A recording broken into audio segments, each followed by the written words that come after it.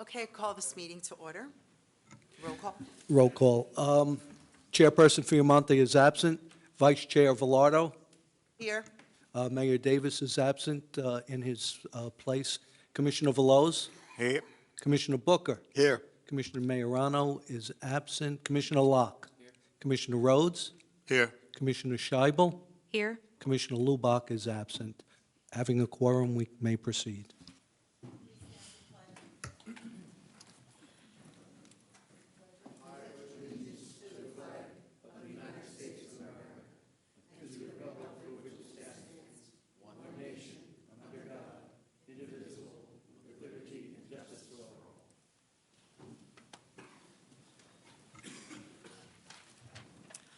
Sunshine Law. A special meeting of the City of Bayonne Planning Board has been compiled with the provisions of the Open Public Meetings Act of the State of New Jersey Sunshine Law. Notification of time and place has been included in the notice, which was posted and filed with the city clerk and also published in the Star Ledger in accordance with the law. The schedule of regular meetings for the calendar year 2025 is filed with the city clerk's office. A copy of the agenda of tonight's meeting was posted to the city website under official notices 48 hours prior to the meeting and is posted on the bulletin board in the lobby of the municipal building. Adoption of minutes.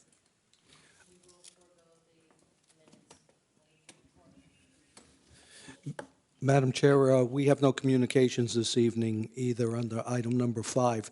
We're going to alter the agenda slightly, and we're going to start with the presentation of the zoning ordinance amendments. The first is item number 7, presentation of zoning ordinance amendment to Chapter 35, zoning, Section 5.16 IL-A and IL-B, light industrial districts to permit indoor recreational sports facilities as a permitted principal use. Mr. Skillender? Good evening, Chairperson. Good evening, members of the board.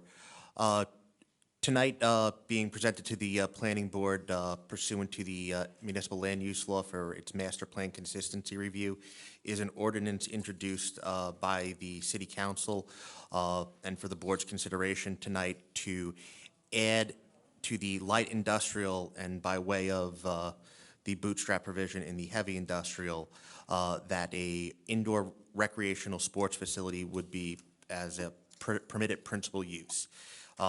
In Section 35, 5.16, we're looking to add Section 9 that states indoor fitness centers, health spas, gymnasiums, and establishments offering sports and recreation instruction, including but not limited to baseball, martial arts, and soccer. That is the language of the use that is, being proposed to, tonight for a hearing. And again, in relating to the Master Plan Consistency Review, in the 2017 reexamination of our master plan, the plan goes into a lot of specifics into, regarding what the city needs, specifically, community facilities as a whole section in there. It identifies as a major issue the lack of, major private recreational facilities, including the continuing use of the Jewish Community Center and the YMCA for recreational use. It identifies, again, that as a major issue with some of the objectives, stating in the plan that the city should try to maintain and upgrade existing community facilities where necessary, where it also identified that the objective was not complete.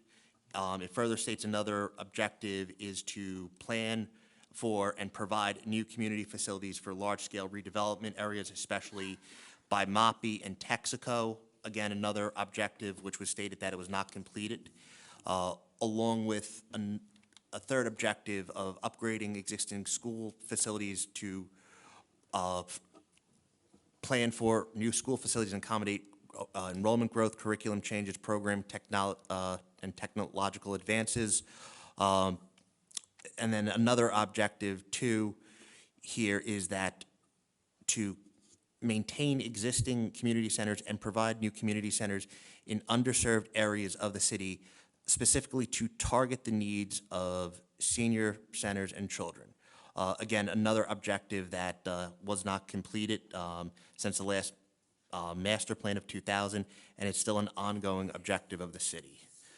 With that said, the proposed use of adding these facilities are to accommodate for, adding to industrial zones, the ability, because they have large properties and footprints, an indoor recreational facility for indoor uses such as padel, pickleball, soccer, basketball, gyms. Given the large footprint of that allows still for the rehabilitation or the new construction of that, it is something that the city has been working diligently towards. The city, while we do not have a contract on the property, does have plans for its own recreational facility along Avenue A. It's been something in the works, working with IMTT on the city acquiring the 3 tanks along there for it to be a recreational facility. The city also understands that those tanks are in a heavy industrial zone. So a change of use, for that, again, would indicate to IMTT the seriousness of the city in pursuing this project on the city's behalf. The city has also met with other interested parties in this, some that have come to potential fruition, others that have failed because of the extent of costs of this. Given the fact of, on the private side of this, the ability to allow for a goal that the city has not been able to achieve by getting an indoor recreational facility, especially with the World Cup coming up, the needs for soccer facilities, basketball facilities, pickleball courts are definitely needed, especially for the growing population being outdoors, for outdoors and indoor sports uses, especially during the cold winter months.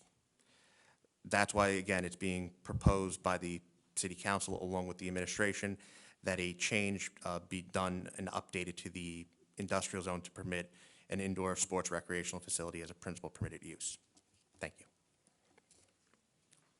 Any questions? Board members? Anyone have any questions? Come on up.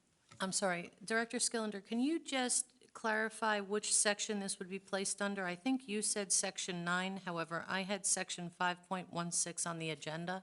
It's Section 5.16A9. Thank you very much. Excuse me, you had a question? You can come on up and ask. Good evening, Board. Gene Perry, 77A Hobart Avenue. And I have a few questions on this property and the rezoning of it. This property, one of the properties being considered is already being advertised by a gym club to take memberships at 240 East 5th Street, which is across from the turbines in a heavy industrial zone. Mr. Perry? Yes, sir. We have a 2-part process here. First, we allow you to ask questions. So if you want to address any questions to Mr. Skillender, do so now. If you want to make a statement, we give you another period at the end to make comments with regard to whether or not you're for or against the application. Well, my question, I guess, would be, why is it allowed that a permit was already issued to lease this land when it's in a heavy industrial zone and has not been approved by the board or the council yet? My second question to Mr. Skillender is, I was told by the council, and I believe yourself at the council meeting in October, that once the land is in use as heavy industrial, it's very hard to change to light industrial, as I was trying to make that attempt for the scrapyard in the low-income housing area of Bayonne that we've been suffering with the same property owner that seems it's going to be awarded here. And again, you said the World Cup. This isn't about the community of Bayonne. This is about someone going to make a few extra dollars for the World Cup, same way Sports Illustrated did. Mr. Perry, let him answer your questions and then ask your next one, okay? Yeah, Thanks. As for the specific use at that property for him to have for that property owner to have a permit issued for this, I do not believe that has been issued by the zoning office. I have it in my desk. I can share with yourself after this meeting if you'd like, sir. Sure, absolutely. Thank you. But for what specific use of it? For indoor soccer. okay. It was issued on 11/10/2025. And then my other question is, how come we're allowed to change one zoning to light and not another? That's impacting the residents of Bayonne. The change of use on this one, if you're referring to the scrapyard, again, is a use that, again, has a zoning permit issued by the city, and the restriction of that, again, this is different, this is apples and oranges. We're looking to add a use to the zone to allow for indoor recreational space, not remove, again, that's the difference here on this. Has a traffic study been done yet? Traffic study would be done by the experts at, the appropriate boards. Again, what we're asking for. Is there a time frame for the, I'm The sorry. the traffic study would be done at the planning board level, when the appropriate board for our city professionals, our city engineer, our city planner, to evaluate the traffic impact on the neighborhood. It would also, depending upon the application for the use of it, as any use of it would come in, as this is just for a general zone change, still has to go through the approval process. Nothing in this ordinance is changing that process. It still has to go through the building department. Plans have to still be drawn and developed. Plans still have to be reviewed by our professionals to make sure that it is done in a safe manner for the public, for any person that would be using the facility there. So for there to be done a study on this right now is premature. Yeah, thank you, sir. I'll come back later, thank you.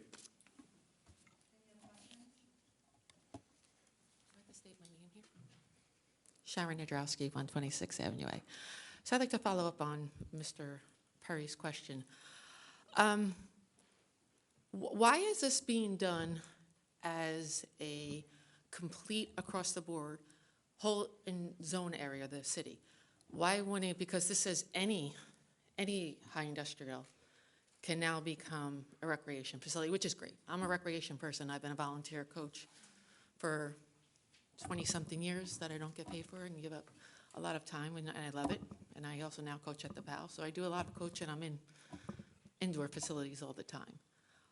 So I'm not opposed to it, but my concern is we're doing a blanket saying every high industrial. Why wouldn't people just petition you, like you said, to get a variance for the use on a particular site? And this way, the board would have more control over if that particular site made sense. Because what's going to happen is, so can you just answer that? Why is the need to say everything? So that says, hey, this scrapyard next week, if they decide to move out, they could put a children's playing there, which I just don't think is healthy enough, or safe, or by changing the ordinance, you're giving them the right, and it makes it very difficult. Ms. to shoot it down. Nadrowski, Okay. I think he understands the question. Go ahead, Mr. Skillender. The ordinance being proposed tonight, again, is to permit a use. We're not looking to sidestep any processes here. We are looking to have a use, again, an application that still has to be submitted to the planning office. From there, still has to be determined that the appropriate measure, whether that be granted towards the planning board, plans still have to be submitted for any site here for that. The building department would still have to review this. The planning board would still have to potentially review that use on a specific piece of property to address all your concerns. The reason why it's done as a general blanket is to allow for a larger area for this use to be permitted. It is not sidestepping the process here. It is saying that from a legislative purpose, from the council's direction, that it would, come from a permitted use that the planning board and the city officials would review. If the use is not in there, then that would be determined by the zoning board, and they would have to prove their case on a case-by-case basis with the negative inference that it is not permitted in that zone. And because of the master plan has objectives that were passed in 2017, that the city of Bayonne should be focusing on making sure that there are more community facilities geared towards seniors and children. We are trying to achieve I that understand objective. That's not the question. The question was a simple question. Maybe I rambled. Yes or no, can these same objectives be achieved through individual zoning variances requested by parcels? So if this was not to be done as blanket, can the overall master plan goal be achieved by these properties coming up before all the necessary boards, the zoning board and all the other approvals, on a case-by-case to ask for the zoning variance to allow this? Could this be a zoning variance on an individual property to allow the same to occur? That's the question I'm asking. No, because the process for that is for them to go to the zoning board. Well, I mean- And then going to the zoning board, you start off with the negative inference that is not permitted in the zone. And if you change the zone at the planning board, as there have been lawsuits that the city was involved with, that it is the appropriate measure to change the zone to permit something is at the council level at a legislative function. So otherwise, if you take and change zone by zone the property, if you want to do it in a different method, that's also improper because that would be spot zoning then if we change on a parcel by parcel basis. That's why it's a general blanket use change. That would permit, again, the private sector along with the public sector too, to say we are looking for interested parties to build indoor recreational facilities in here because of the general size of those properties and along with the rehabilitation or creation of new spaces for warehouses. Okay, so the answer to my question is no, these same zoning, that the same goal cannot be reached through zoning variances on parcels of land. Unless the zoning board grants that, but Well, obviously, that the has to zoning be board done is as the a one who does it. case-by-case basis. So without speaking onto the particulars of a case on that, that's something that the zoning board would have to make based on the testimony that an applicant would provide. But as a general rule, it is a negative inference. They are start from a negative position that it is not permitted. Okay, so one more question. Does the zoning board in general, do they not make zoning variances on a regular basis based on a person coming forward and changing the underlying zoning? I mean, that's the point of the zoning board, it variances. For a use variance, yes, but that is at the zoning board's discretion. Thank you, then this is at your discretion. Okay, thank you. Does anyone else have any questions?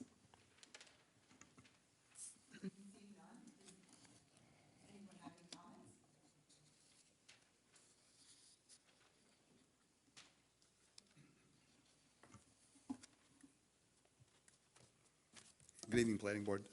Thank you for this opportunity. Again. Okay.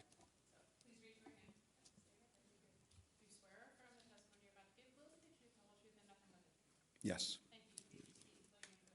Gene Perry, Perry. So again, downtown Bayonne has been battling traffic with scrap metal trucks, scrap metal, dealing with zoning ordinances that we're trying to get changed. And yet it just comes upon that a permit's been issued in a heavy industrial area for man-fat soccer leagues who use it as property and already selling memberships for a property that has not been zoned yet. So I'm not understanding how we're allowing to change one property from heavy industrial to light industrial for the community when it's not going to be for the children and for the seniors. It's for a private company to sell gym memberships for. It's not going to benefit the children of Bayonne. It's going to benefit those who have money, they want to come in and work out, play soccer, and also to rent out to soccer clubs that are coming here next year for a tournament. And then residents of downtown and Bayonne have to deal with all the traffic incidents that we're going to have come around the turn that's already blindsided by IMT tree trucks coming out the one gate and Viola coming out the other gate. Now you're going to have other vehicles coming in. It's just not built for the area. Having things for our children are great. I'm involved with the PAL. I'm on a wrestling board for Bayonne High School, and I say involved with Little League. We definitely need things for our children in Bayonne. This is not the location for it. Thank you. Any other comments? Sharon Nadrowski. I do. So I'm just going to say what I said before. I agree with it.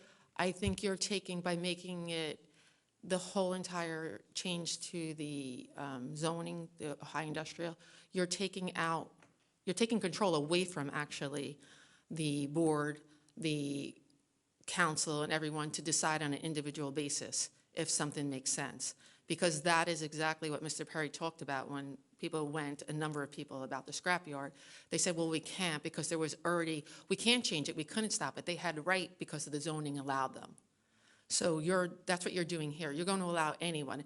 And we said they all may be great. But maybe somebody comes in and they get it. Do we even do the correct cleanup? Maybe this indoor one is clean and it's next to the concrete yard that the kids are playing in, that the silicone dust that they wear masks is blowing on them. But that's okay because it's permitted because you granted it. My only request is that it should be done on a case by base. It allows more control to the zoning board, to the administration, and to the council people to decide individually, each one, if it makes sense for this. Because we don't want to wind up with another scrap yard where we say, oh, sorry, that was the underlining zoning. Because that's what you're changing, the underlining zoning, and you're taking the individual or the due diligence of each individual property, and you're blanketly giving it out.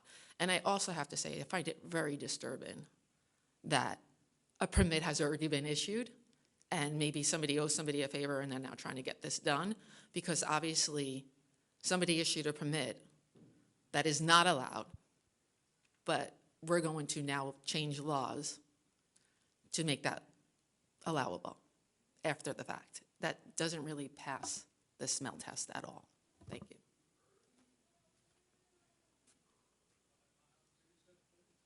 Mr. Skillinger? Do you have any other comments? Not at this time. Okay. Oh, I'm sorry. Is it permissible for staff to comment?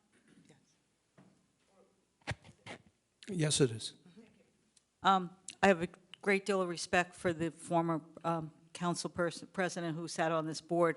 I just wanted to add a different perspective to it. I believe that we are trying to recognize the need for more recreational facilities in the city of Bayonne. I am the Constable Hook. We have 20% of the city is in Constable Hook, which is a heavy industrial area.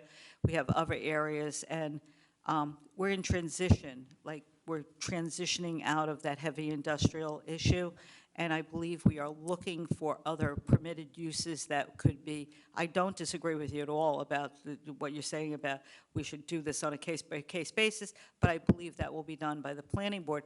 But I think I also am the grants manager for the HUD grants. We just put out Field of Dreams for our handicapped children, and we're putting out Russell Golding.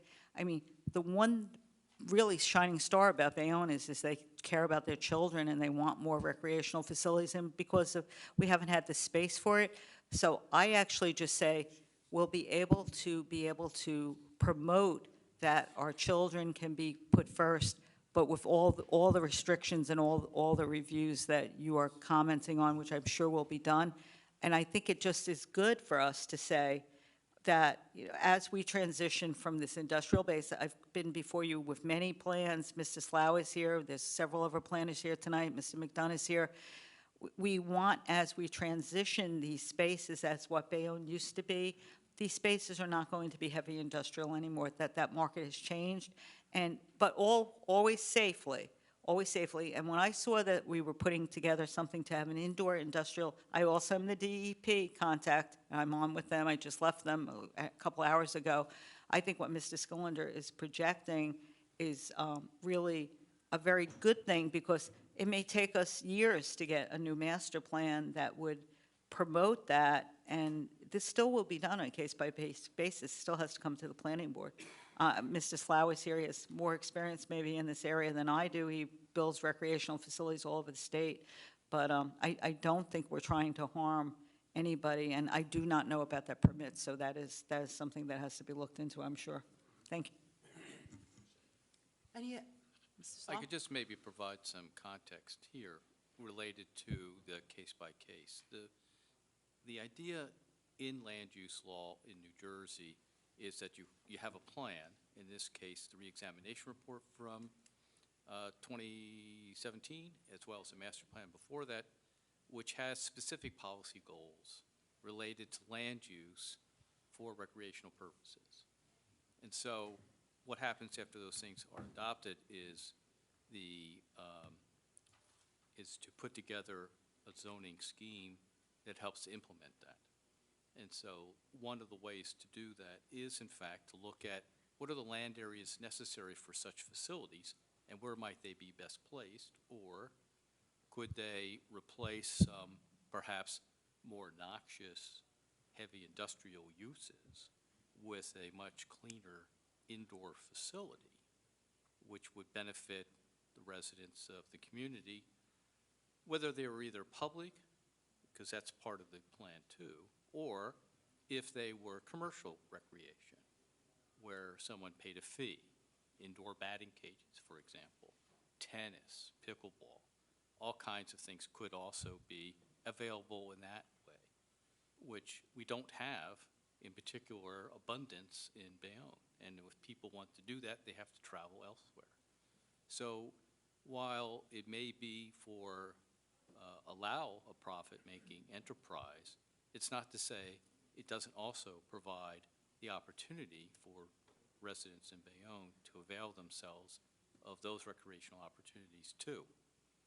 Of course, it needs to be balanced by appropriate public facilities also, and this particular zone change provides more land areas where the city's own actions are consistent with its master plan policies, which is the whole point behind the master plan process established by the state.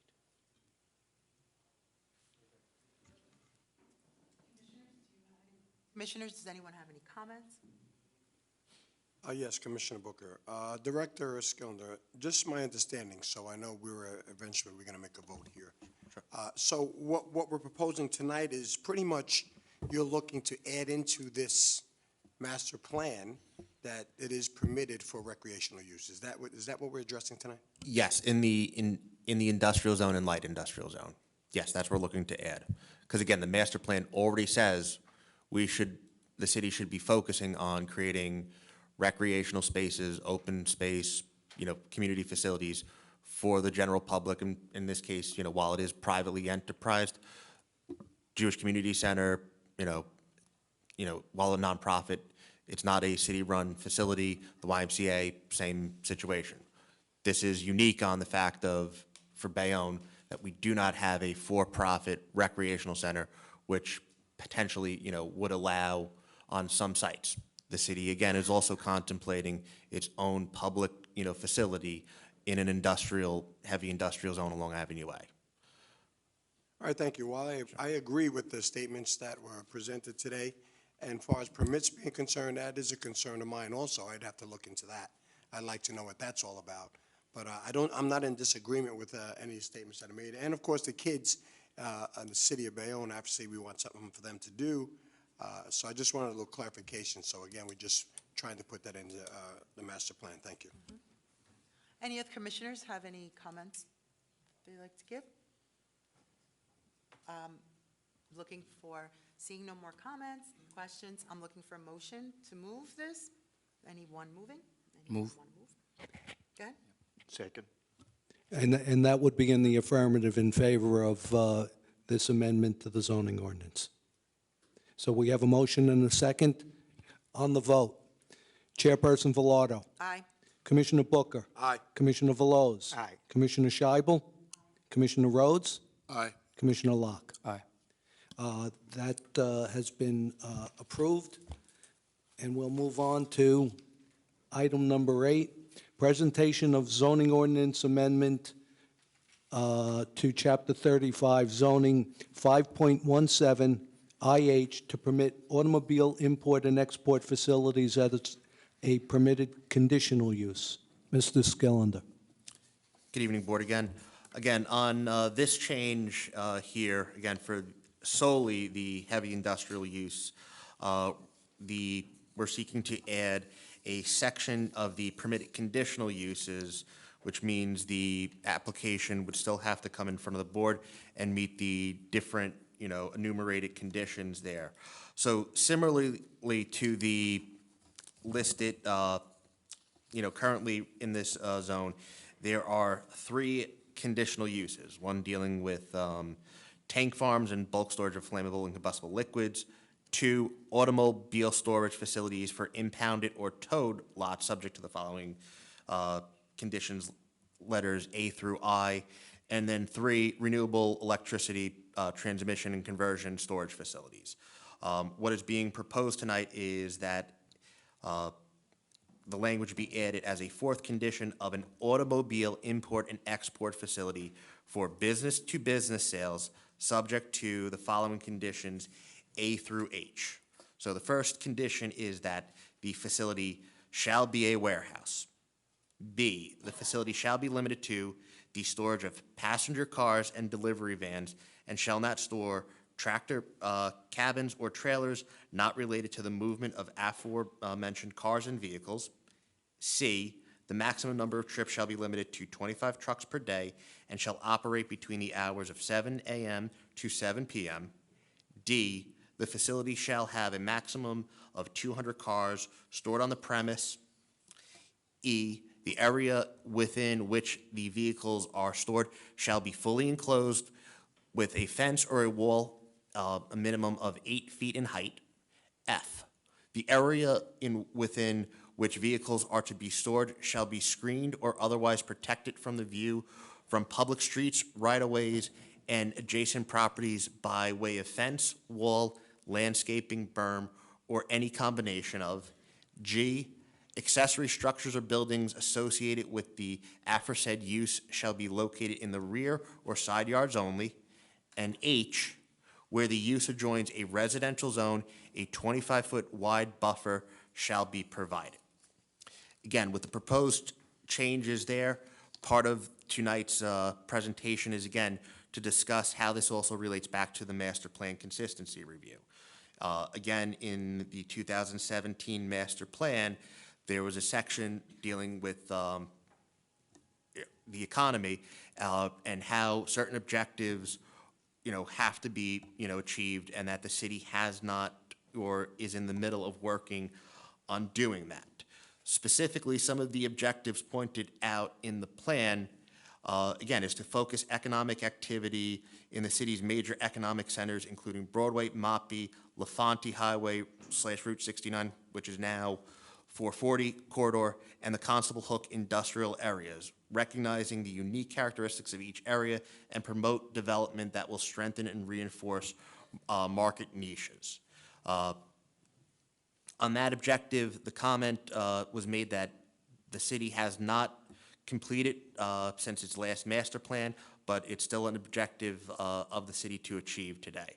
The second thing, the third listed objective listed in 3B3 is to capitalize on the city's competitive advantages for economic development purposes, including locations in the center of northern New Jersey's, New York City's region, extensive transportation and utility infrastructure, land availability for redevelopment, stable labor force, and quality of life. The comment to that objective was that the objective has not been completed or changed since the last master plan. However, it is still an objective of the city today.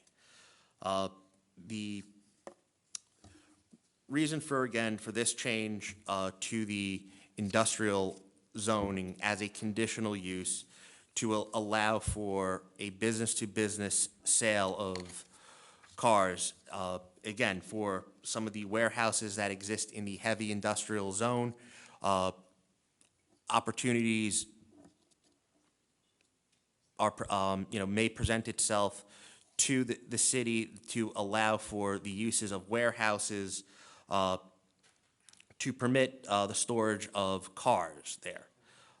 Again, as this is limited to business, the language is also similar to the storage of which is currently approved, of the impound lots that are for the heavy industrial zone. With the conditions limited to this, we're looking to allow for businesses to take uses of the ports, to allow for automobile facilities to operate in the heavy industrial zone, which is primarily Constable Hook. And because of those reasons, that's why, the city's asking for this conditional use, which gives the planning board still the ability to review this use consideration for tonight. Commissioners, any questions? No? So I have a question. This ordinance is for specifically heavy industrial areas which are to the back, not toward Avenue A, not, While this is only for heavy industrial zones, there is a piece of heavy industrial along Avenue A, so that use, if the three property owners, which would be the film studio, Gamal, and the IMTT, again, the IMTT site, the city's looking to have its recreational facility.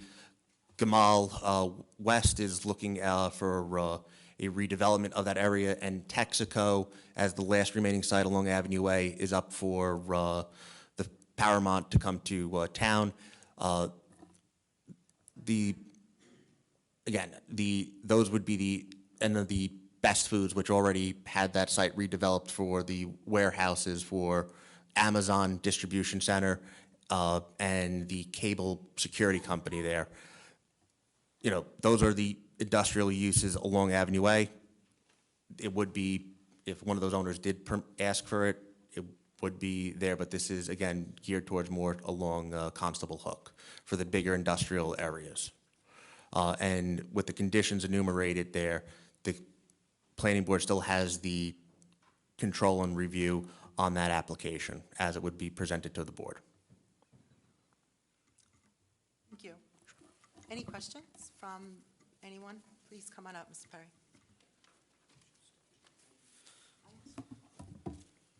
Mr. Skillen, if I understand correctly, the first property being looked at is on East Fifth Street by Haddad's, same property owner as the other ordinance change? No. It's not This behind Haddad's. this one again was being proposed by the Lodge site, which is not owned by the property owner that owns the scrapyard. It is separate and distinct. But it is on East Fifth Street, though? It's off of East Fifth Street in About a half a an mile- industrial About a zone. half a mile from the soccer field we're proposing, correct? And I'm being generous on a half a mile, it's probably about a quarter of a mile.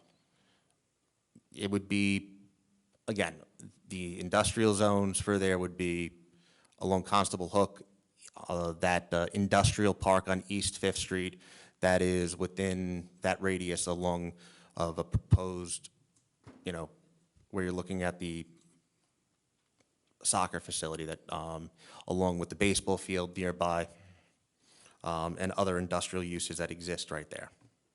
And if I understood correctly, a building would have to be put up to store these vehicles? Yes, that is the first condition of it, that the facility shall be a warehouse. And Where would that warehouse be built? Because currently in that property, there's no room for a warehouse. It's been perfectly repaved over the last few months. I Well- guess they were getting ready for this as well. again, on that one, the warehouse, they have to, as a conditional use, have to satisfy that. This is a change to the industrial zone. While the city has met with Prologis on this site, they have a warehouse already built there. And traffic study will be done as well? Traffic study has to be done as a condition of site plan approval, as with every site plan. All right, thank you. Anyone else have any questions? Please come up. I do know the location of, and it is Fifth Street, right by Cal Ripken, the Haddad. My father lives right there. I grew up on George Street, very familiar with the area. And I would happen to live on Fifth Street in Avenue A, where you're talking about. And you also got heavy industrial is down on West Fifth Street, all the way down by Jurgens and Mr. Rip's place. Can't think of the name of it now, and Silogram. They're all heavy industrial too. I don't think you mentioned them. That would be right across the street from my house, so I would have an extreme problem with that. I already have a problem with the impound that the city didn't need anything to put right down the block, but that was supposed to be a park, but we won't get into that. But my question for you is, you said that in your comments, and to satisfy the master plan didn't accomplish. I'm a little confused because the last one said we were getting, you testified in answer to my question when I talked about the light industrial change, that we were going away from it because it was no longer the way it is and it should be converted. And now we're adding additional heavy industrial in the same exact area. But you said one of the conditions was because it was going to improve the quality of life. So is it your testimony that you gave that this car, import, export, automobile is going to improve the quality of life in that neighborhood? Because that was exactly what you said. Again, as a stated overall policy within the master plan, the part of the section of the major objective that the city has to achieve regarding that does state the extensive transportation and utility infrastructure, land available for redevelopment, a stable labor force, and a quality of life. That is verbatim from the city's master plan of one of the goals and objectives that have to be achieved. And you're saying this changes to meet that goal? This change, again, because of the stable labor force, will create the ability for different companies to come in that would be business-to-business sales for automobile sales, creating jobs for the community.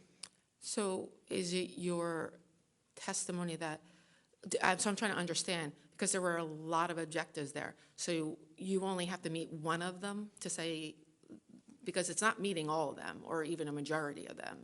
So the change in the zoning, you're saying you're making these zoning changes to meet the master plan, which is saying, you know, a labor stable force, quality of life, all this stuff, but you can't, you're not satisfying them all. So to make these changes, is there an algorithm you use, some sort of factor to say that, well, this outweighs it because I can say there's less things that are being satisfied with this change than things that are actually going to go down in that objective, like the quality of life?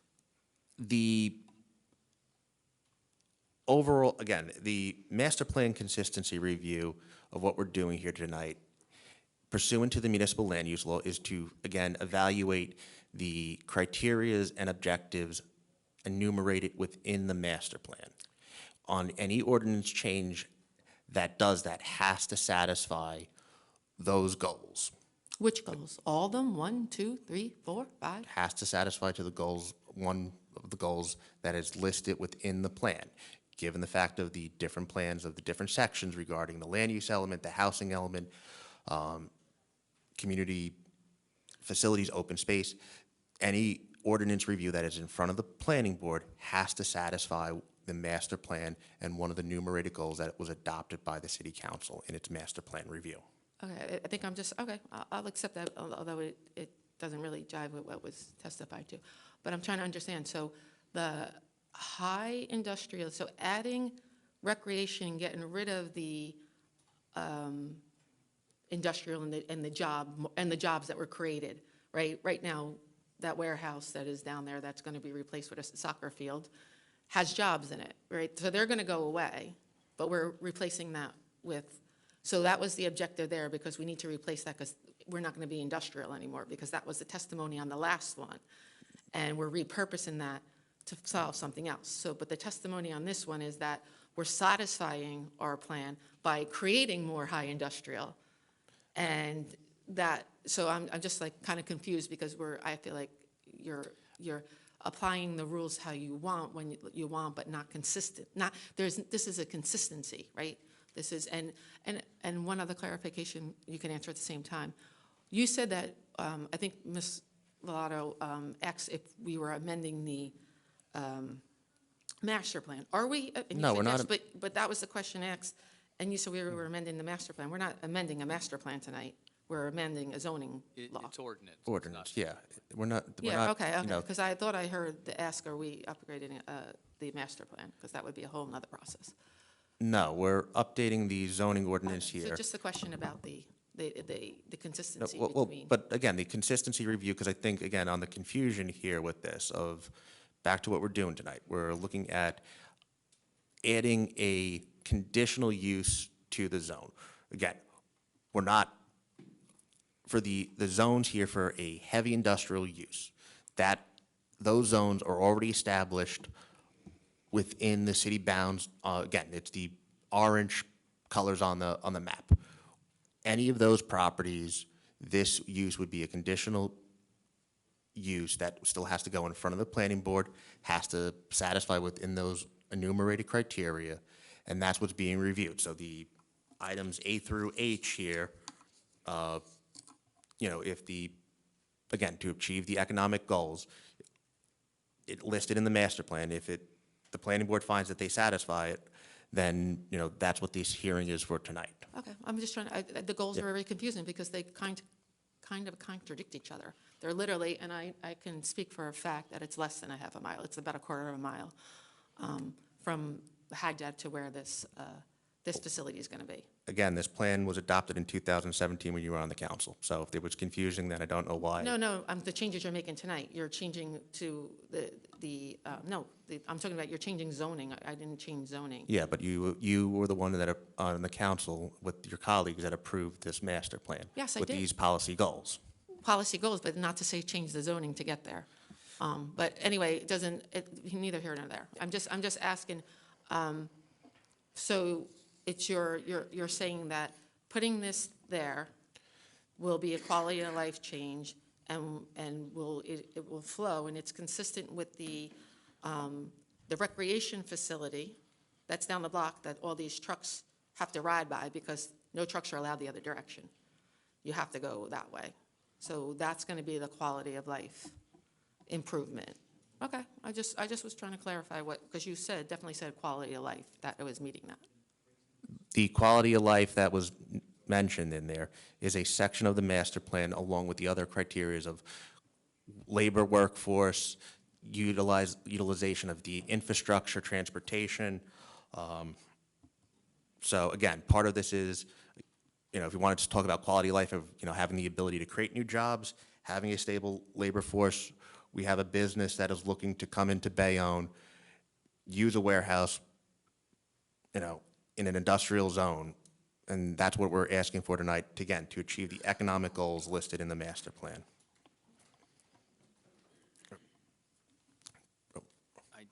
Madam Chair. Any other comments? Questions from the? Yes.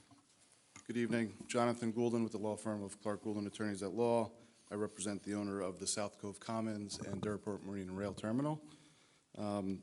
Skillender, just the criteria that you came up with for this change, the A through, was it G or H conditions? Yeah, H. How did you come up with those particular conditions?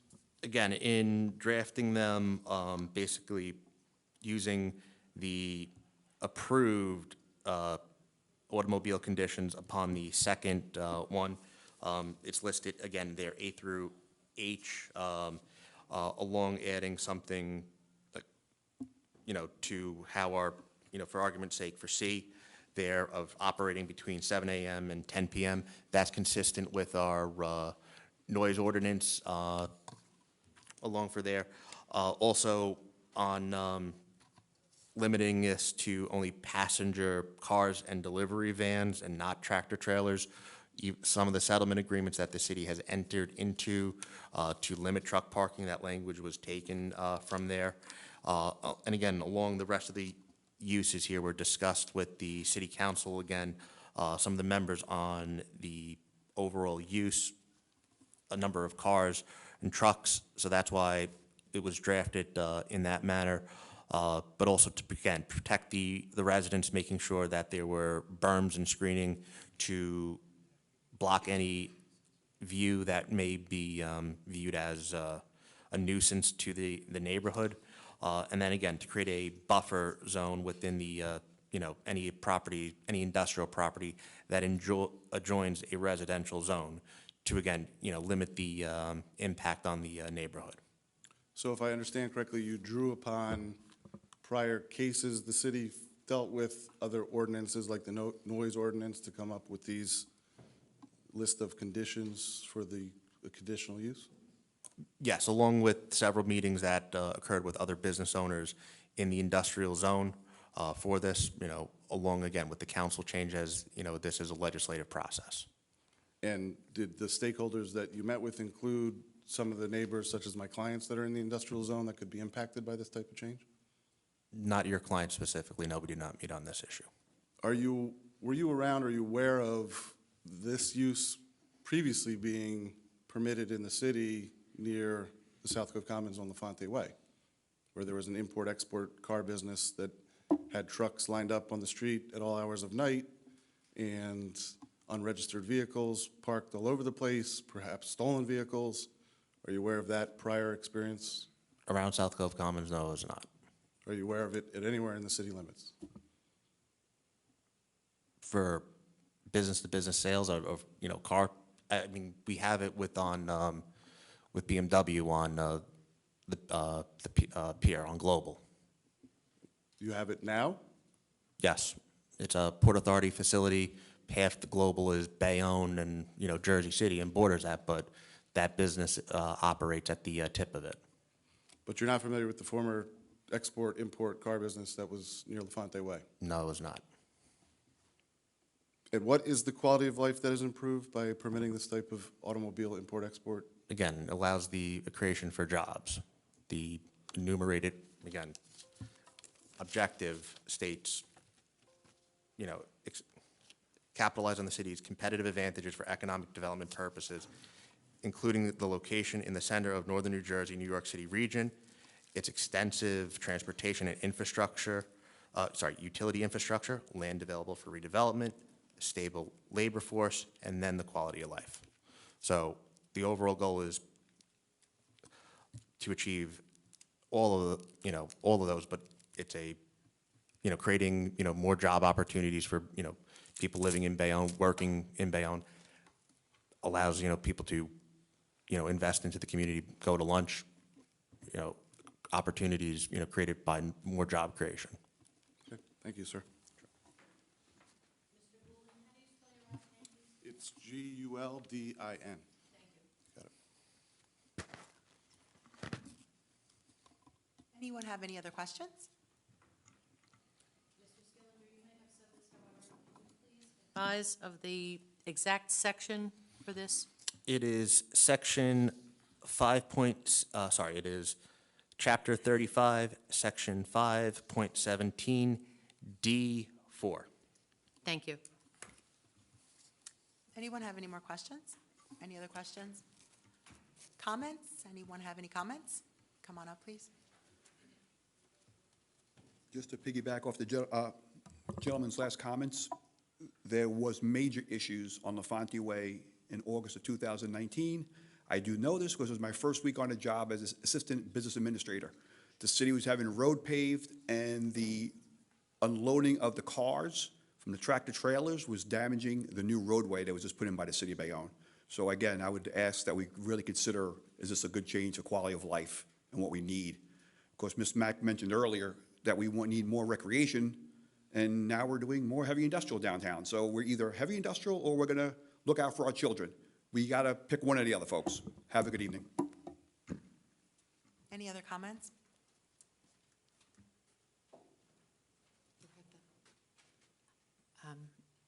I'm just going to say the same thing.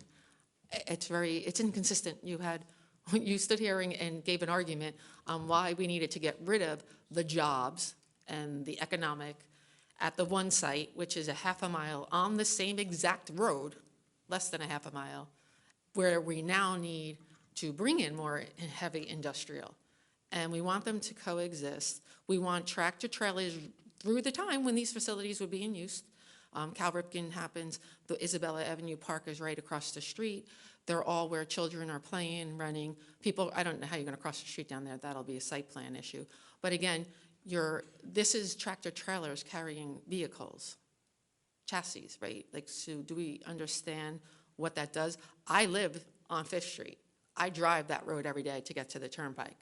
It takes now actually we usually go up the boulevard because it's faster. So we're gonna put all this traffic. It's not improving my quality of life, and I live there.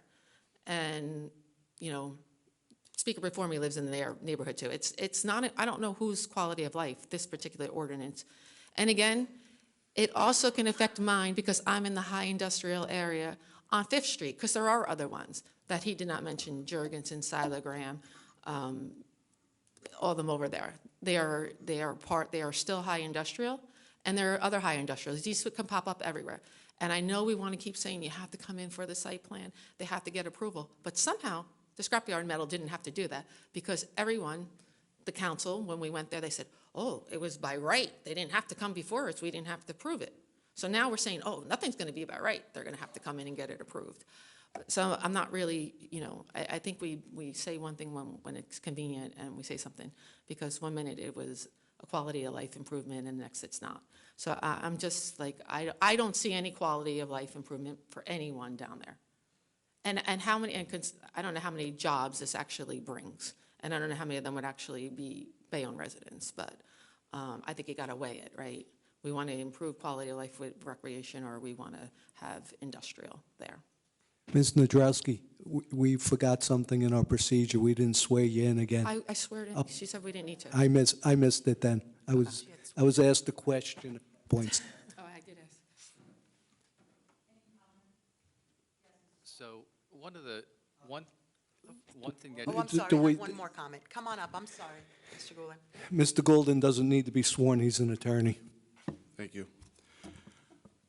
My client owns quite a bit of property in the industrial zone and probably could benefit from this, but this is nothing like a recreational use. There's nothing inherently beneficial about this type of import-export, and we have the experience, my client, with this type of business really disrupting the roadways, the traffic, shady characters with unregistered vehicles parked along the side of the road.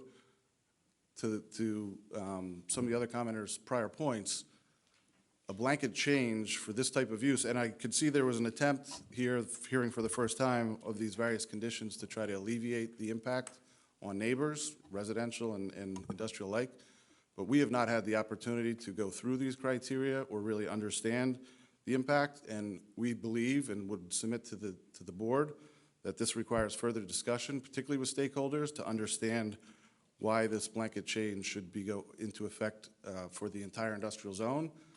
And at this point, we would ask that the board table this and allow for further discussion among stakeholders. Mr. Golden, though, you know if we table this, the city council can still move it on their own. They could, and we'll appear there and, make comments too. But, we're hearing these conditions for the first time. Maybe they're sufficient, 7 to 7 a.m. to 7 p.m. Maybe that's not going to impact traffic. But it is a very intense use. It has had deleterious effects in the past. And for that reason, we think it needs to have further consideration. Thank you, sir. Thank you. Mr. Slaw? So the only comment I was going to say to the board is that in a conditional use, a criteria can be geographic also. We have the heavy industrial zone spotted out in various parts of the city.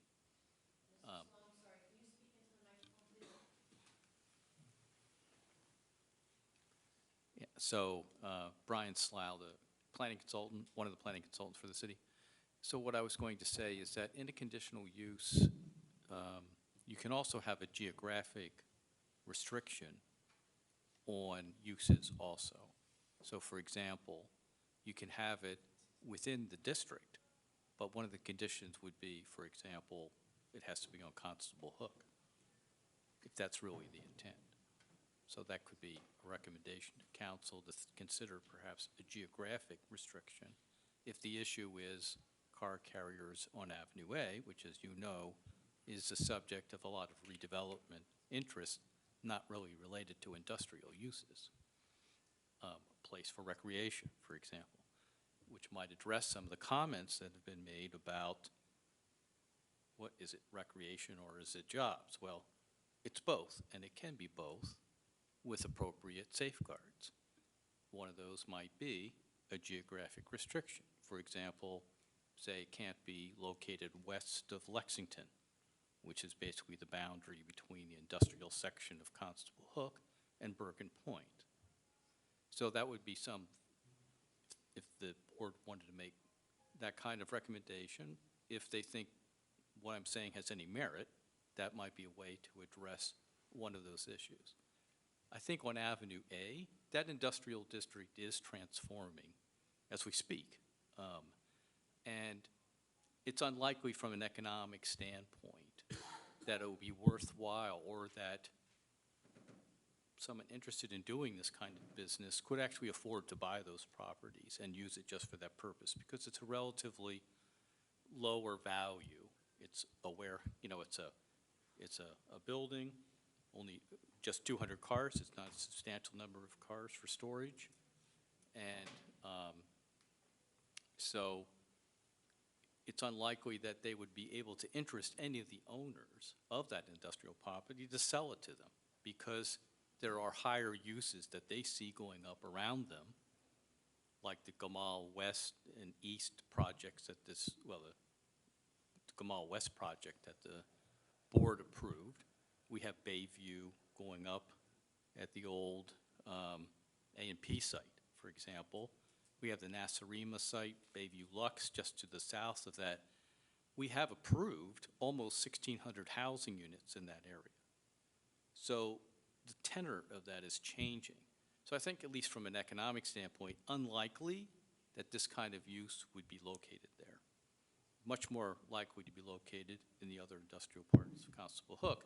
And if you wanted to cement that, there is a way to do it as an additional conditional use criteria.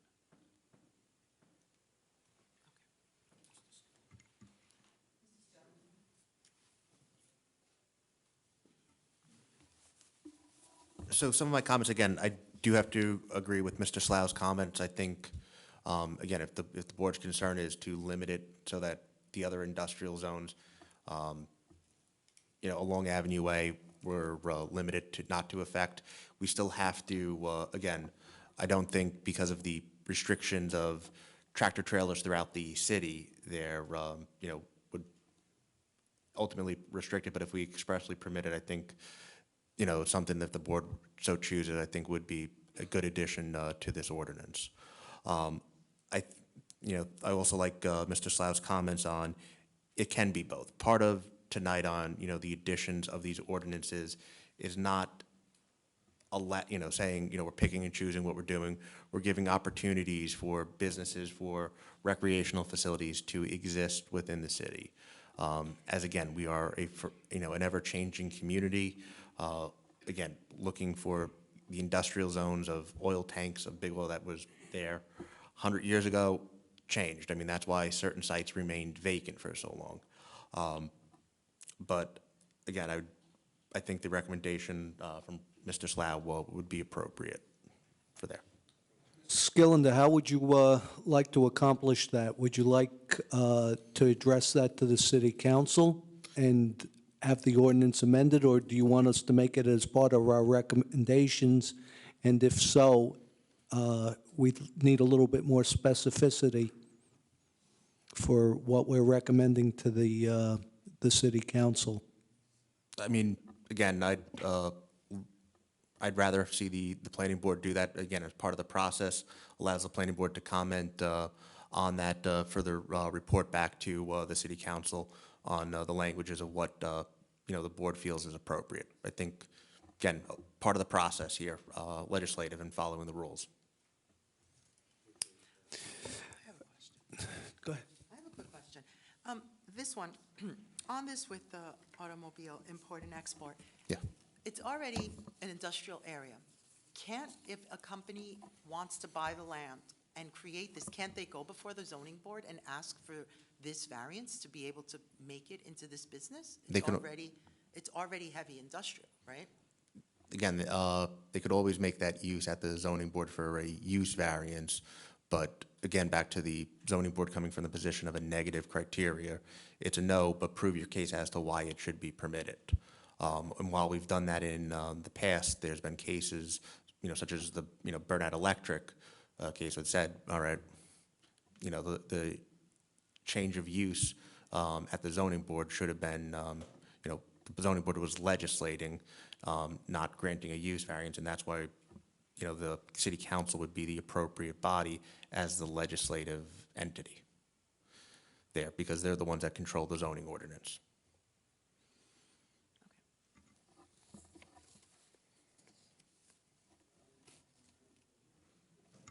Do I have anything else, Mr. Skillinger?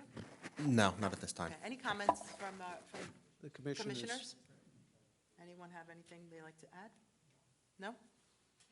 I'm looking for a motion then.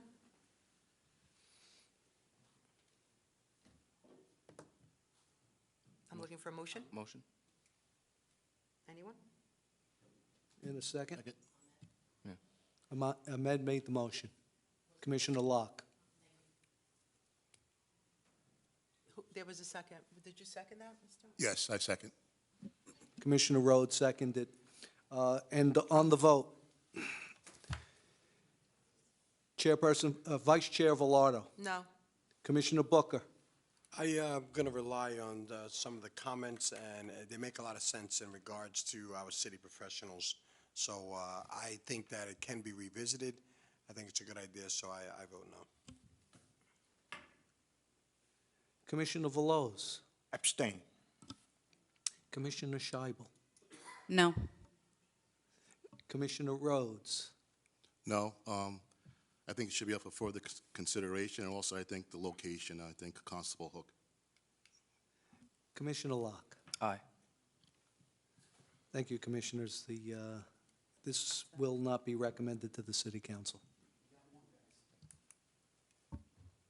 All right, moving on with the agenda. I think we need a little break right now. Yes. Thank you. Have a good night. Thank you.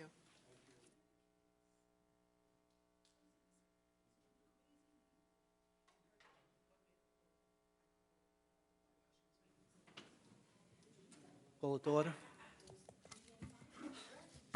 I'm calling the meeting back to order. Roll call. Vice Chair Velardo. Here. Commissioner Booker. Here. Commissioner Veloz. Here. Commissioner Scheibel. Commissioner Rhodes. Here. Commissioner Locke. Okay, next on the agenda is item number 10, P-25-012, presentation of redevelopment plan for property located at 120-122 West 33rd Street in City Block 143, Lot 28, as shown on the official tax map of the City of Bayonne. Barbara Elin, Consulting City Planner.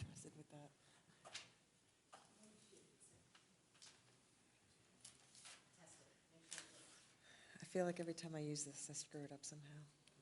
There we go. Okay. Easy, easy. Good evening. My name is Barbara Allen. I'm from Beacon Planning.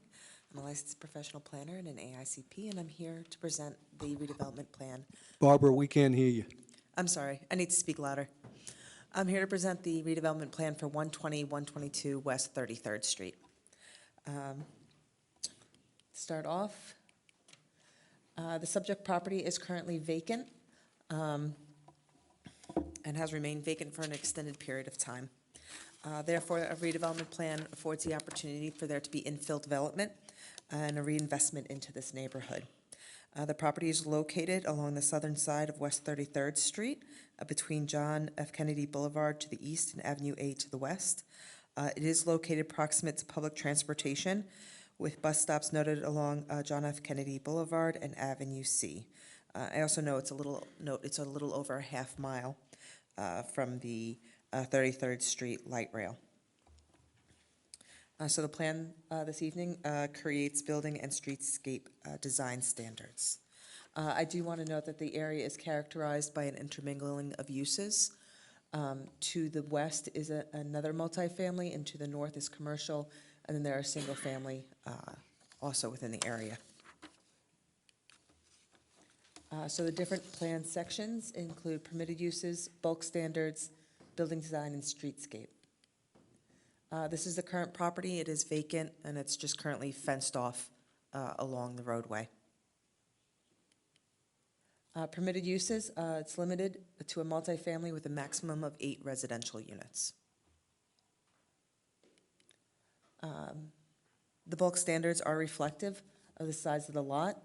I do note, and I'll pull this up on the next slide as well, that there is a height differential. So the plan calls for 45 feet, 4 stories. The lot itself is only 40 feet wide, so for ground floor parking, the drive aisle, the width of that drive aisle is somewhat limited. And so in order to provide safe, maneuvers is what I'll call them. We permitted, if stacked parking is to be provided, then we would allow the building to have a height of up to 52 feet. So if they want just grade level parking, then the height is limited to the 45 feet, but if stacked parking, the mechanical parking is required, then we recommended a height of up to 52 feet. The maximum impervious coverage is 95%. However, there are standards within the redevelopment plan with respect to open space, and that's accommodated by proposed step backs in the building that will have decks and amenity areas.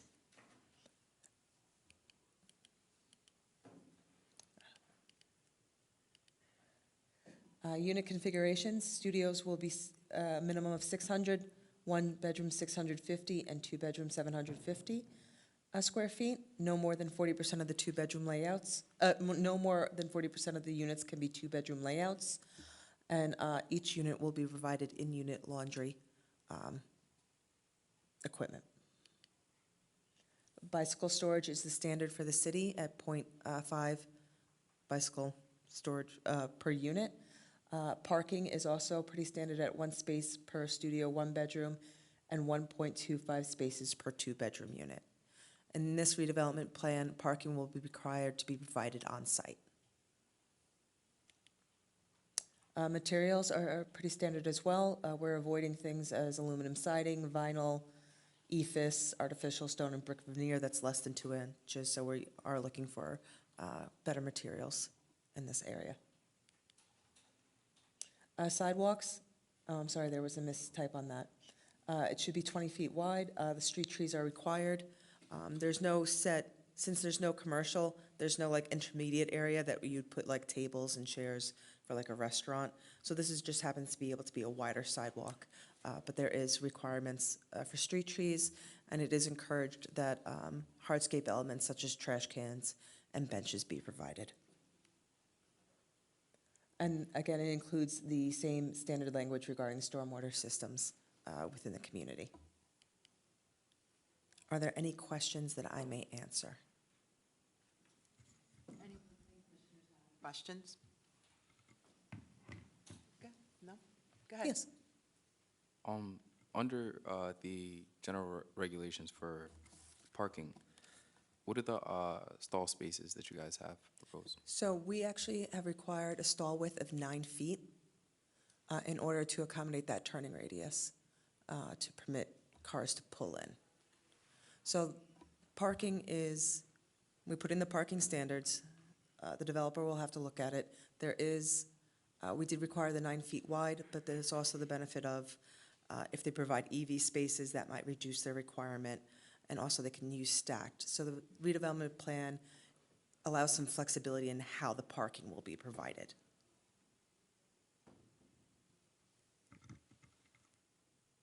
Do you feel I think the parking like spaces here, I have 9 by 18. I think that's per stall. Is that like, you think that's sufficient enough for like some of the medium to larger size cars? 9 by 18 is actually a standard RESIS, so residential site improvement standards. Yeah. I'm not sure if you're familiar. Yeah. That's the standard stall size. Okay. EV spaces, what are we looking at in terms of the parking? Because I see here, what are we looking at, 8 units? So Correct, yeah. they'll be required to provide per the state model. And they've been advised, and just for information for the board, we recently learned that ADA spaces that are EV spaces are not actually counted as the ADA space towards the parking count. So something to note. Commissioners? Thank you. I'm sorry. Very nice to see you, Barbara. You too. You just raised something for me that I didn't think of when we were chatting about this.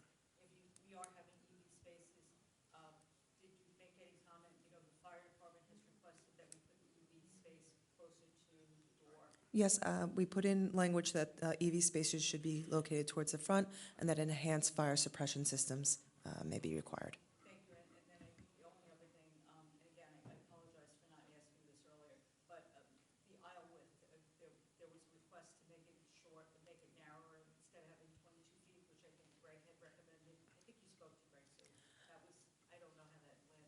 Yes, I spoke to Greg, and what we decided was with the aisle width that was proposed, that's why we went with the wider stalls, so that it would, there'd be more ability to maneuver in that parking garage.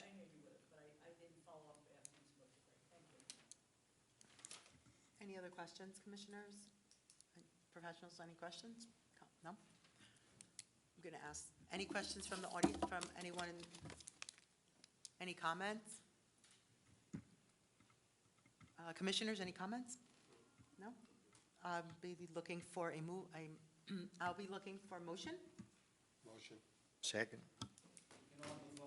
Sorry. Chairperson Velardo. Aye. Commissioner Booker. Aye. Commissioner Veloz. Aye. Commissioner Scheibel. Aye. Commissioner Rhodes. Aye. Commissioner Locke. Aye. That redevelopment plan has been approved. Next on the agenda is P, item number 11, P-25-028, presentation of an amendment to the Delta Storage redevelopment plan for property located at 69 New Hook Road in City Block 416, Lot 2.01, as shown on the official tax map of the city of Bayonne, former Delta Storage RDP P-17-034. Ms. Elam. Yes, good evening. I did not prepare a PowerPoint presentation for this, as it's a one-page memo at this point, but I have spoken with the city, and we will work to amend the the original plan to incorporate these changes. What we were seeking this evening, we requested to prepare was amendments to Section 2.A.1, permitted principal uses, within the 69-71 New Hook Road redevelopment plan, to include data centers. And then the additional change was to Section 2C1 regarding parking, and we specified parking at one space per 400 square feet of office and administrative space, and one space per 10,000 square feet of open space dedicated to the racking and maintenance of the electrical equipment. So we focus the parking on what would be the main generator, which would be office and administrative. Were there any questions that I could answer? Commissioners, do you have any questions? Professionals, any questions? Anyone have any questions? Yes, please come on up. Mike Masigno, 42 West 23rd Street. This is Delta Storage, and it's going to be turned into a data center? I mean, you mentioned data center. Yes, I do not have a plan specifically. The redevelopment plan that controls the land is being amended in order to permit data centers within the area. Okay. So the Delta Storage will be taken down, and they'll put up a data center warehouse. If the property owner chooses to do that, they would be permitted to. Mm-hmm.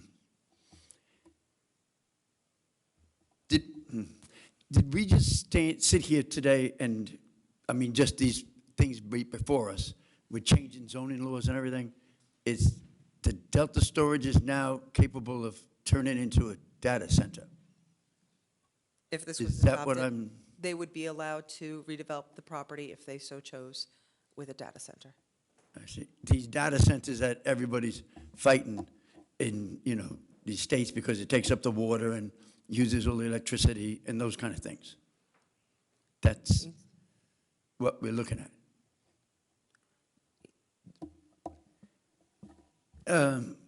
Okay, I would, next I'll, I guess, wait for comment. I mean, I do have a storage center there that I don't want to lose my kayaks. I'm fighting up here to try to get a kayak launch, and now I won't have a place to put my kayak. But besides that, data centers are monstrous. They're worse than even a car carrier place. But I'll wait for my comments later. I think you made them, Mike. Oh, yeah, okay. Thanks. Yeah. Anyone have any other questions? Please come on up. Just, Because of data centers and the talk about them with all AI and the amount of energy, and they're very noisy. That's why they're usually in the Midwest, very flat lands that are, and they're usually put near no residential. They're out in the middle of nowhere. What is the proposed buffer, and what will be the buffer here? The rest of the bulk standards of the redevelopment plan would remain. So what is it? I don't know. I don't know. You don't. I don't have the full, but all other setbacks, buffering requirements would remain. Okay. Any Well, building I'm height. just thinking, a data center may need a little bit more of a buffer, a berm or something, some extra trees. It's very noisy. I've been to them. I work in IT. I've been to data centers that we have down in Baltimore and in Lake County. So I know how noisy they are. So I know that's mostly just industrial down there, but I just didn't know if there should be more steps taken for the noise, as because we may convert next door to an automotive, or we may convert it to a field. So we want to make sure we're kind to the new neighbors that could possibly be there. So no seriousness. Like, I just was worried about the buffer and the noise that come out from there. I understand. Usually that would be actually typically handled during like a site plan application, as it would have to be more building focused. Landscaping itself is not necessarily always a great sound buffer. Now, maybe something I could just add on the noise issue is that the data centers also have to meet state noise regulations. So during nighttime hours, they can't generate noise that's higher than 50 decibels at the property line. And so that's a fairly low sound. Probably tires on the New Jersey Turnpike are at a higher decibel level, the background noise. So, and during the site plan process, if it comes to that, that's exactly one of the things that would be reviewed as part of the process the planning board undergoes. Any other questions from anyone? Comments? Anyone have any comments? Come on up, Mike.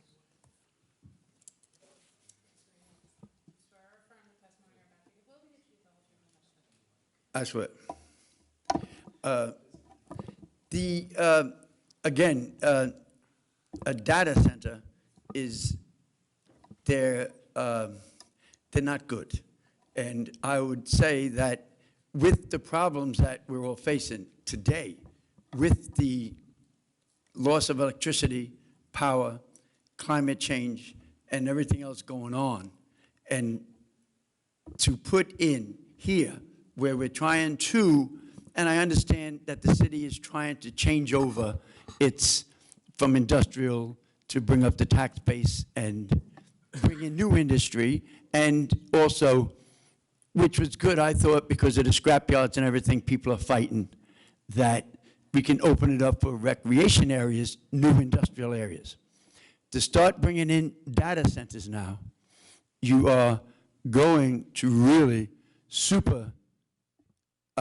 move super fast on draining everything from this Bayonne community as far as its water and its electrical sources that we need, that they're trying to use for other areas.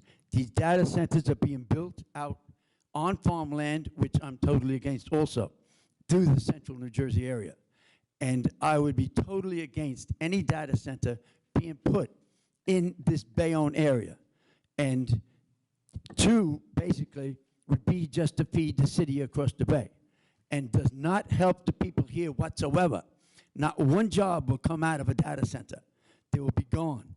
And all you're going to do is start the whole chain of data centers coming in. Delta Storage is a great neighbor. They do wonderful things. I think the owner of that place would be good to keep Bayonne what it is, an outside city community area, and not bring in data centers and destroy the Bayonne living areas. Thank you. Any other comments? Sure, please come on up, ma'am.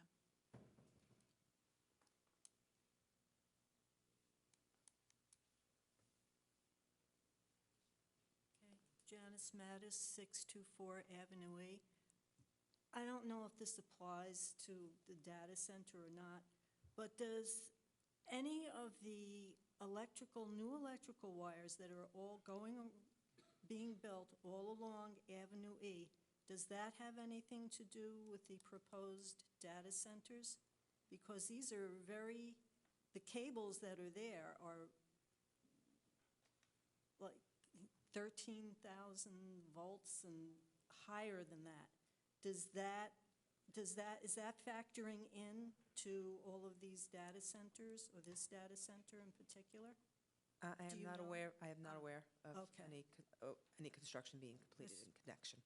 Okay, that was just my question, because I was wondering why there are all of these new electrical wires and cables going up when no one was really having any problem with anything before. So it was just a question. I understand.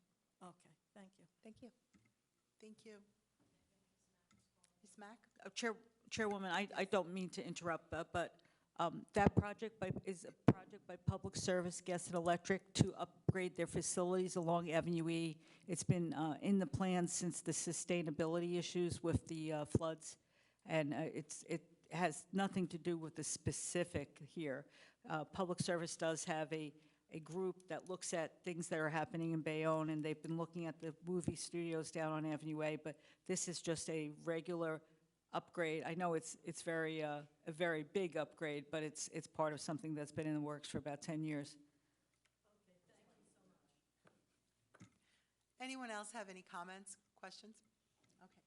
Commissioners, any comments? No? Go ahead. Okay, what I'm familiar with regarding the data center, this is like a question statement kind of thing. Okay. They do kind of notoriously have a bad reputation, but I think scale matters as well, and so the ones in the Midwest are substantially larger than this one. Like, it's not really close, but you also don't want to set the precedence that this is a thing that is okay, and then long-term ends up being like, oh, maybe, this might have not been the best thing. And so the question I have is for you is more so, if in theory this was to get approved, would the planning board or the respective board have the ability to put the proper restrictions and standards to make sure that certain things relative to utility consumption and disbursements and things like that are adequate, or is that? We don't regulate energy consumption at this board, so the answer would be no to that question. But remember, this is a single site, because this is a redevelopment plan for one parcel. Okay. It's just for Delta Storage. It's not citywide, it's not the industrial area. It's just a single parcel. Okay, that's good, thank you. Any other comments, questions, board, commissioners? Seeing none, motion, please, if there is a motion. Motion. And a second? Aye. And on the vote, Vice Chair Velardo, Abstain. Commissioner Booker, Aye. Commissioner Veloz, Aye. Commissioner Scheibel, Commissioner Rhodes, Aye. Commissioner Locke. Aye. The redevelopment plan has been approved, amendment to the redevelopment plan has been approved. Next on the agenda. Thank you, Barbara. We're going to move up to P25-033, 102-116 Avenue E, Bayonne, 102.5-116 Avenue E, Block 467, lots 10, 11, 12, 13, and 14. The applicant is seeking preliminary and final major site plan approval to construct a 6-story residential building containing 105 residential units, 110 parking spots, 53 bicycle spaces, and amenity space, requesting a waiver from checklist item 1.1 RDP items 6.9D2 and 6.2D15. Mr. Maselli? Mr. Campusano, let's please let the record reflect that the Land Use Office today received a letter from Mr. Maselli advising that the name of the applicant has now been changed to 102-116 Avenue E, Bayonne Urban Renewal, LLC. Madam Chair, the record will reflect the amendment.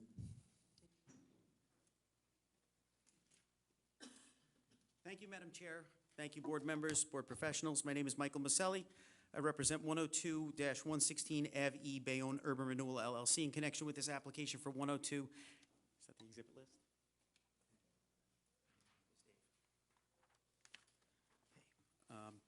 All right, I'm going to have someone check that over before, just to make the, can you just check? Did you check this yet? Just check it to make sure we got it. We'll just check it over. 102.5 to 116 Avenue E.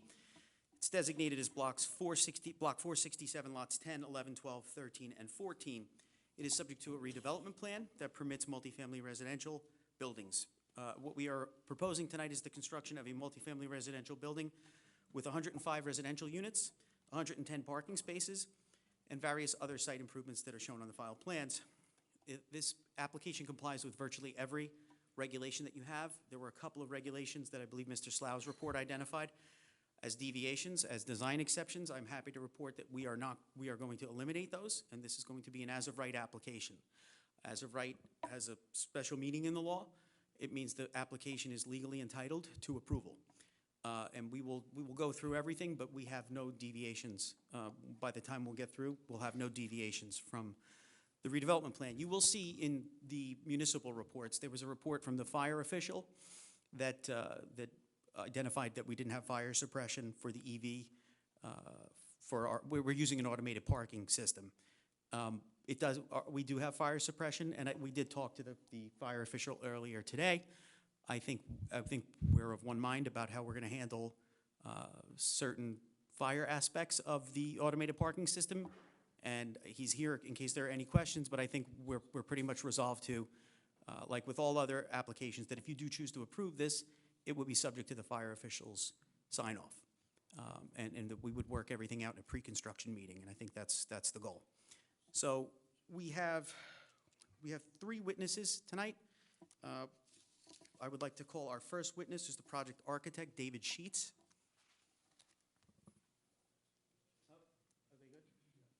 All right, before I move, A1 through, I'd like to enter all the exhibits designated as A1 through A32 into evidence. Thank you. Mr. Maselli, you said that the application was 102 and a half?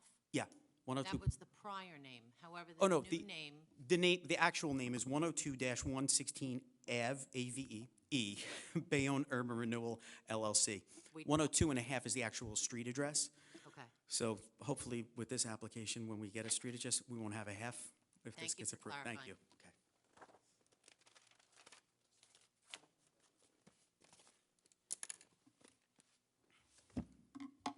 Are these new exhibits? What presentation? We'll mark it. It's new? Yeah, I think, right? We didn't submit this. Yeah, this is a new. So it's not the color rendering or the signage plan that I received? No, right, those are 2 additionals. This is going to be a PowerPoint presentation, and we'll mark that as A33.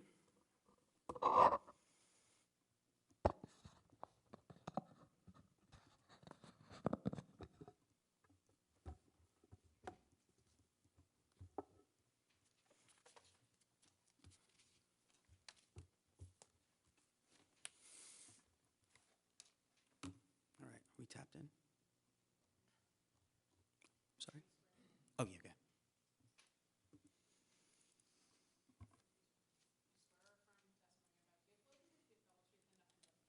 I do. Sure. David Sheets, S-C-H-E-E-T-Z. Mr. Sheets, can you present your professional qualifications to the board, please? Sure. I'm an associate at MHS Architecture. I've been there for nearly 12 years now, working on projects exactly like the one that we'll be presenting today. I have a bachelor's degree in architectural studies from the University of Pittsburgh, as well as a master's degree from NJIT. I am a licensed architect in the state of New Jersey, and my license is in good standing. Have you previously testified before planning and zoning boards in the I state have of New not. Jersey? This is your first time? That's correct. All right, it's first time's the city of Bayonne, lucky guy. Madam Chair, we'd like to have him accepted as an expert in the field of architecture. You're accepted and Thank welcome you. to Bayonne. Thank you. Very much. All right, Mr. Sheets, can you orient the board to the project location, please? Sure. Presentation, okay. This project is located, as we previously discussed, at 102.5 to 116 Avenue E. Go to the next slide here. Yeah, if you can just go to the next slide, please. I can't, we don't, the port has the thumb drive. Okay, so the project is located in the southern portion of Bayonne, which is situated between the Conrail property to the east and Avenue E to the west, located between East 15th Street and East 16th Street. The project's only a few blocks away from the 22nd Street Light Rail Station and a block away from the Broadway shopping corridor. The site is approximately 18,600 square feet, which is just under half an acre at 0.43 acres.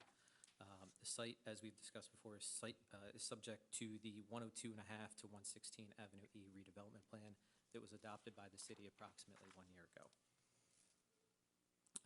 The site is also located along Avenue E, which is home to many of the large loft-style multifamily buildings. This follows the development pattern set by the city for loft buildings near the light rail, such as Lofts 222, 197 Avenue E, and the Silk Loft developments.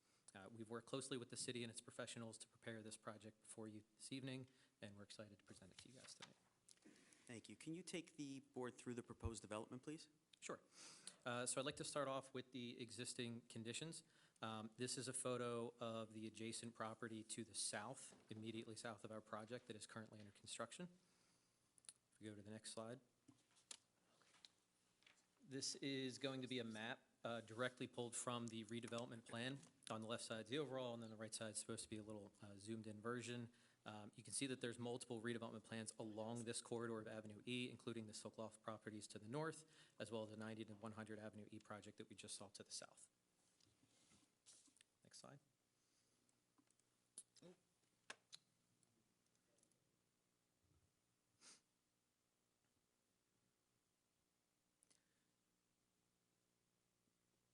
Right there. This one with the pink or the next? Next one. There we go. This is an existing photo of the site. The current site is occupied by 3 parking lots, as well as 1 vacant 1-story commercial building and a 3-story residential building. The site is just steps away from Broadway, which is, as all of you know, Bayonne's main shopping and service corridor, as well as the light rail to the north. The concept of providing density within walking distance to the uses accomplishes the goals outlined in the RDP. Go to the next one. This is a photo, again, from the site. This one is from Avenue E at East 15th Street, so you're looking northeast here. Just to give you guys a better understanding of the bounds of the site. The edge of that building that's under construction on the right edge of the photo, that red-looking building, it's about 10 feet to the left of that, so basically where the construction fencing ends. And then moving to the left of the photo in the background, you see a 3-story building, a 1-story building, and then you see the light reflecting off of the side of another building. That's the edge of the property. So that's the bounds of the property along Avenue E. Next slide. Okay. So this is a rendering of the project that we're proposing. This will show the main entrance along Avenue E. It's a mid-block site, so it will only have that access from Avenue E. As you can see, the building has a strong stepping feature along both the front facade along Avenue E, which wraps the southern facade here, which is the corner that we're looking at, and brings both of those facades together to meet at the corner of the building, where the entrance to the building is located, providing a strong visual anchor and identity to the project. Next slide. Getting into the drawings that have been presented to the board. The project information for this project today, as we said, it's located on Avenue E corridor near the 22nd Street Light Rail stop in a neighborhood that's informally known as the Loft District. It's block number 467, lot numbers 10, 11, 12, 13, and 14. The area of the lot is 18,600 square feet, or 0.43 acres. This is a multifamily residential building that consists of 105 residential units, 53 bike storage spaces, which are secured within the building, 110 parking spaces. The height of the building is 6 stories and 85 feet to the roof, and the total building area is 115,000 square feet. Next slide. We wanted to show this sheet because there was a comment in one of the reports that pointed out an inconsistency between the architectural and civil drawings. Those are details 2 and 3 on this sheet. The comment was about the curb details not being the same. We are going to be removing those from the sheet, and then we'll defer to the civil drawings for those details. Next slide. Okay. Just make sure my mouse is working here. There we go. Okay, so this is a ground floor plan. There is a setback requirement along the southern edge of the property, which would be on the right edge of this sheet. This is an area that we wanted to take advantage of so that the building can give more of a corner feel to the project and help anchor not only the design but also highlight the entry point of the building. It's very rare that a building mid-block would be able to utilize a kind of corner condition, so we wanted to try to highlight that as a unique feature of the project. Since this building is in a mid-block site, all the entrances are going to be directly off of the bottom of the page here due to the west on Avenue E. So the garage will enter and exit onto Avenue E. There will only be one curb cut. Currently, we have 3 ADA self-park spaces in the garage before you enter one of 2 transfer cabins to go into a semi-automated parking garage. There are 110 parking spaces in that parking garage, 15% of which are EV, which will total 17 EV spaces. And those are all going to be located at the front entrance of the system. That was a specific comment from, I believe it was the fire marshal that we received, so we wanted to make sure it complied with that. There are also access points throughout the garage to provide firefighter access into the garage in the event of an emergency. It's a little hard to see at this scale. If you have the drawings in front of you, you can see that there's a door right behind the elevators. There's another door right next to one of the transfer cabins. You can also go through the transfer cabins to enter in the case, in the event of an emergency. Next to the garage, we have a trash room and a bike storage room. The bike storage room, like we said, has 53 spaces, both of which can be accessed through that garage. The trash room is appropriately sized for a project of this size. We're currently showing 8 3-yard containers. The developer will be entering into an agreement with a private hauler as the RDP requires. Trash will be removed through the garage by building maintenance staff and collected by a private hauler on the street at the appropriate times. Utility rooms are also located along Avenue E in the middle of the building with direct access to the right-of-way as required by the utility. Additionally, utility rooms are going to be provided on the mezzanine level directly above these rooms so that we can activate the ground floor as much as possible and not have too many mechanical spaces directly off the sidewalk. The lobby will contain mail rooms and a package room for tenants. Okay, next slide. So this is the mezzanine level. This is still considered the first floor of the building. I'm going to explain the way the redevelopment plan talks about the floors and the heights of the building momentarily. On this level, we have utility and mechanical areas like I just mentioned. There's also amenity spaces for the tenants of the building to enjoy. These are all uses that are allowed on this level per the redevelopment plan. As you can see, the parking stackers along the top of the sheet there, those stack up. This is a 3-high stacker system. So that's why it's basically a double height system that allows those cars to raise up. You'll also notice that the lobby also has, or at least part of the lobby does also have a double height space as well. Inside the garage, there's going to be a high pressure fire suppression system in the entire garage to assist with electrical vehicle. Sorry. Yeah. You're doing good. You're keeping up. It's a high-pressure fire suppression system in the garage to assist with electrical vehicle fires as well as EV fire blankets at each EV charging station. Okay, next slide. This next slide will show some cut sheets and some also plan and section information on the parking stacker system. Like we said, this system will have 107 of the 110 total spaces for the project. There will be 2 transfer bays, which provides redundancy in the system in the case of an emergency, or if one of them goes down, or if one needs to be closed for maintenance. Typical wait times for this system are roughly 2 minutes, but those are average times. They're required to give a little bit extra leeway, but if you're someone who's familiar with the system, you pull into the system, you close the door, you lock it, you can walk right off, and that wait time would be significantly improved. The semi-automated parking system is, like I said before, it's a 3-high system, and in that garage height that we're providing, we should be able to handle larger SUVs on the 2 lower levels of the system, as you can see in the section drawing, with the smaller SUVs being able to fit on the top of the system. So we'll be able to fit a very wide range of cars in the system. If you can go to the next slide. This is a building section which just highlights some of the information that we talked about with the ground floor. So you can see to the left of the page, that is the garage. You can see the stacker trays that are 3-high. You can see the bike storage to the right, the amenity space, and then you can also start to see what's happening on the upper floors here, which we'll get to in a moment here, but you'll see some indoor amenity space that opens into an outdoor terrace on the left side of that section. There's also going to be an amenity roof terrace on the very top of the building. Next slide. This is the second floor of the project, which is the first residential floor. There is 2,080 square feet of indoor amenity space, which will open onto 750 square feet of amenity area roof terrace, which sits over top of the parking garage looking southeast.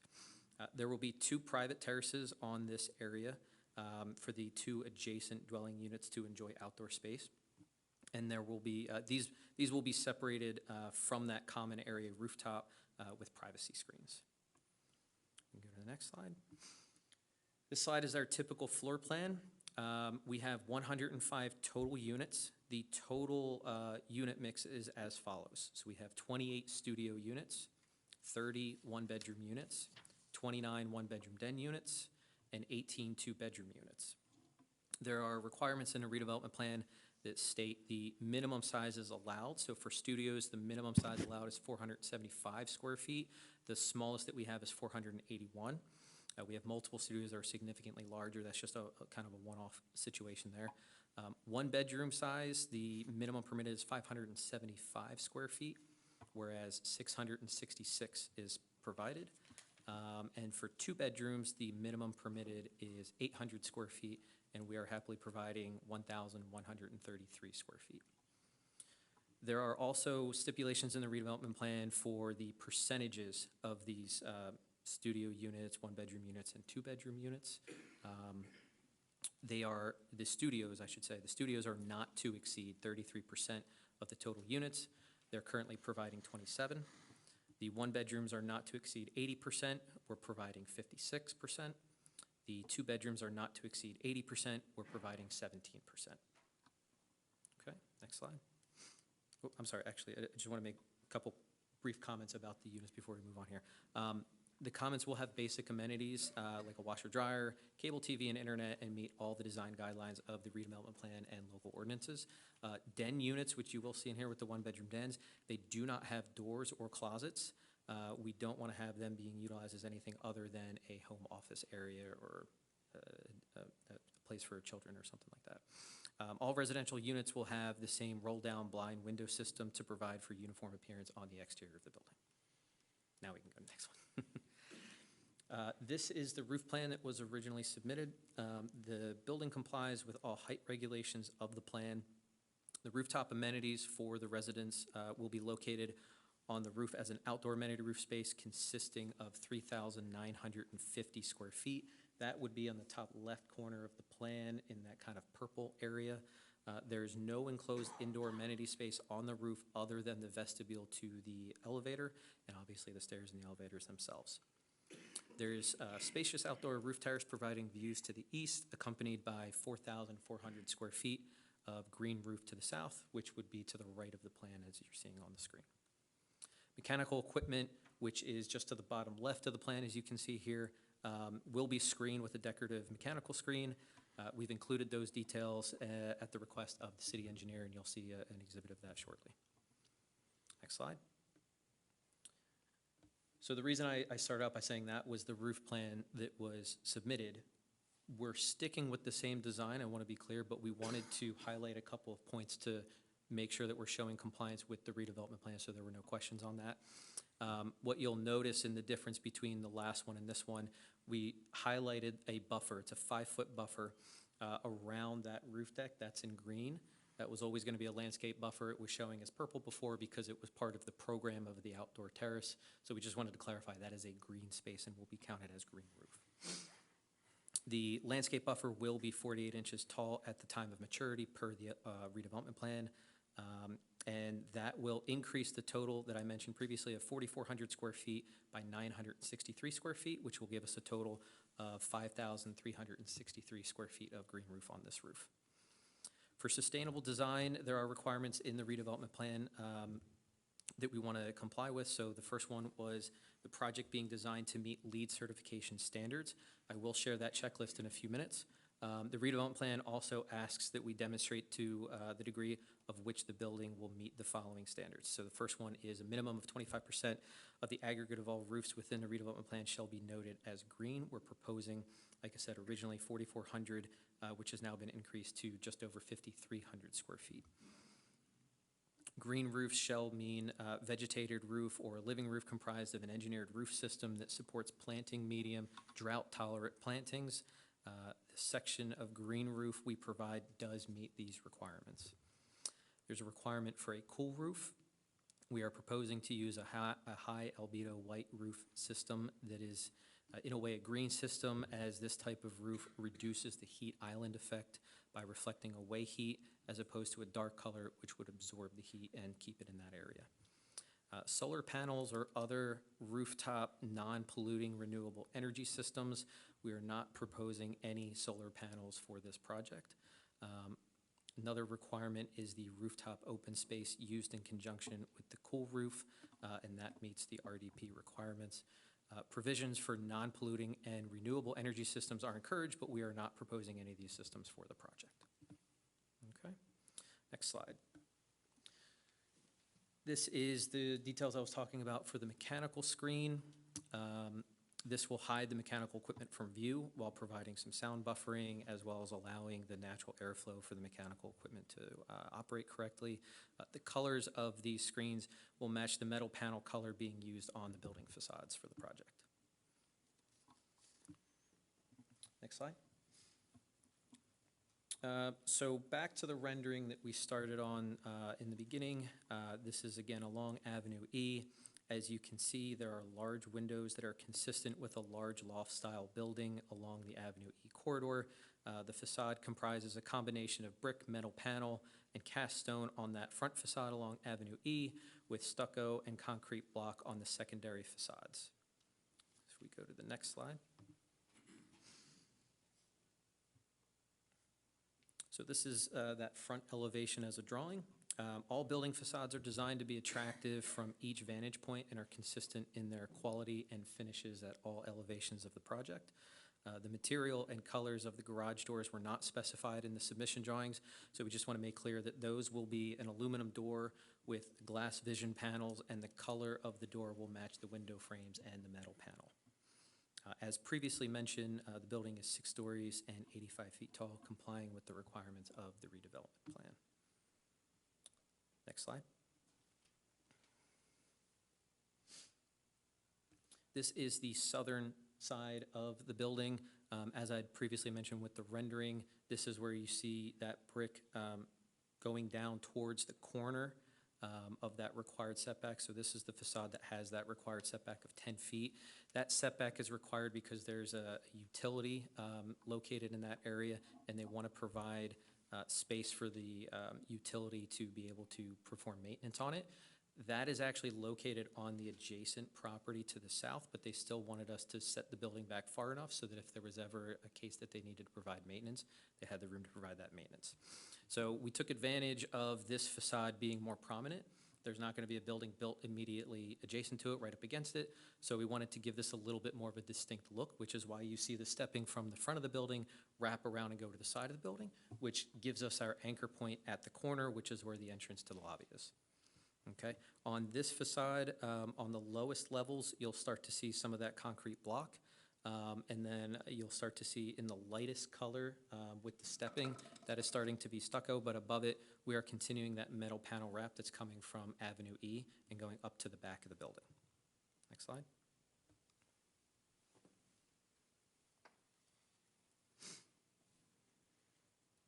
So this is another rendering that shows the southeastern corner of the building. And as you can see, we've continued the stepping into the back as well, because like I said, that setback on that southern facade is going to expose a large portion of this building. So we wanted to make sure that it got the attention that was warranted for that facade. So what you'll see is you'll see the stucco and the metal panel on the south side, and as we wrap to the back, that's where we start to pick up some additional stucco. We still have the concrete block on the bottom. We can see the courtyard in the middle of that building that's set back to provide that second floor outdoor community space. And then on the top right in the farthest background there, what appears to be, you might not be able to see it too well, there's a couple people up there. That is where the amenity roof space on the absolute top of the roof is going to be. So if we go to the next slide. So this is that rear facade that faces the Conrail and light rail property. So again, we see the stepping continuing through, and then we come to a more simple and elegant facade that faces that light rail. Go to the next facade.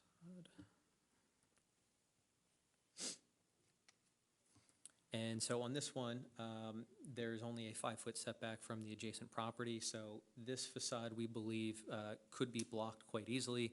And so we didn't want to give it the same aesthetic attention and take away from the more prominent facade.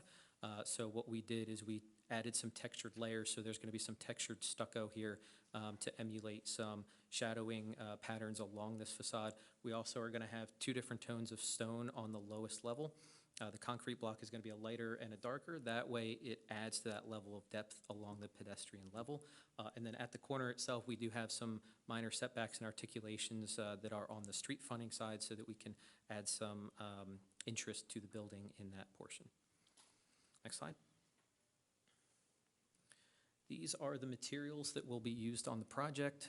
Just to go through them briefly, as I've already touched on them, we'll have a brick veneer. We'll have a single colored metal panel, which will be more of a pewter. We have 2 stuccos, one with a textured finish and one with a smooth finish. The textured finish will match the brick. The smooth finish will match the metal panel. The cast stone is going to be by American Art Stone, and that's going to match the metal panel. And then the 2 concrete blocks here, like I just previously mentioned, we have 2 different colors, very similar but ever so slight touch, just to give a little more depth. So the recessed portion would be the darker, the projected portion will be a little bit lighter. Next slide. So back to the rendering here. I want to revisit this one more time, just because we want to talk about the signage for the building. And as we talked about the stepping on the facade that brings us to that entry point and the corner of the building, that is where the signage for the building will be located. The larger setback as required by the redevelopment plan allows residents of the building to gather and wait for Ubers. They can sit out there and chat. The lobby area will always be well lit and provide an elevated sense of security on this stretch of Avenue E 24/7. If we go to the next slide, you'll see kind of a zoomed in rendering here. It gets more into that entry point. To get into a little bit more detail, you'll see the enlarged view here that shows the setbacks at the entry. So the left portion of this lobby entrance is set back the most.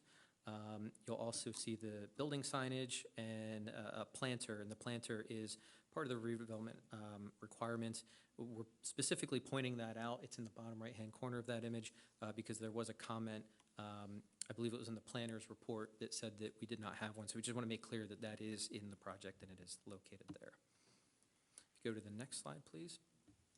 This is one of the exhibits that we submitted. This is the signage submittal. This is to show that there is one building sign for the project that will consist of an area of about 1'6" in width, 16 feet in height for a total of 24 square feet. The sign will contain backlit letters that help to identify not only the building, but also the building's entry. Final building signage, we just want to note the design and the size are to comply with all zoning and redevelopment plan regulations. Per the redevelopment plan, like we mentioned previously, that planter is located at the entry of the building. The entry to the building is recessed, like we previously mentioned, so that we provide a visual cue to the entry of the building, as well as providing some level of cover for the elements for the residents to either enter or exit the building. Next slide. As I previously mentioned, there are some lead requirements. Again, the lead checklist here is demonstrating that the building should be able to achieve lead certification. We're not required to certify the building, but rather prove that the building would be able to achieve this level of certification. Okay, we've talked a little bit about some of those components. If anybody has any questions on the specifics of it, I can get into it, but we'll keep moving for now. LEED certified.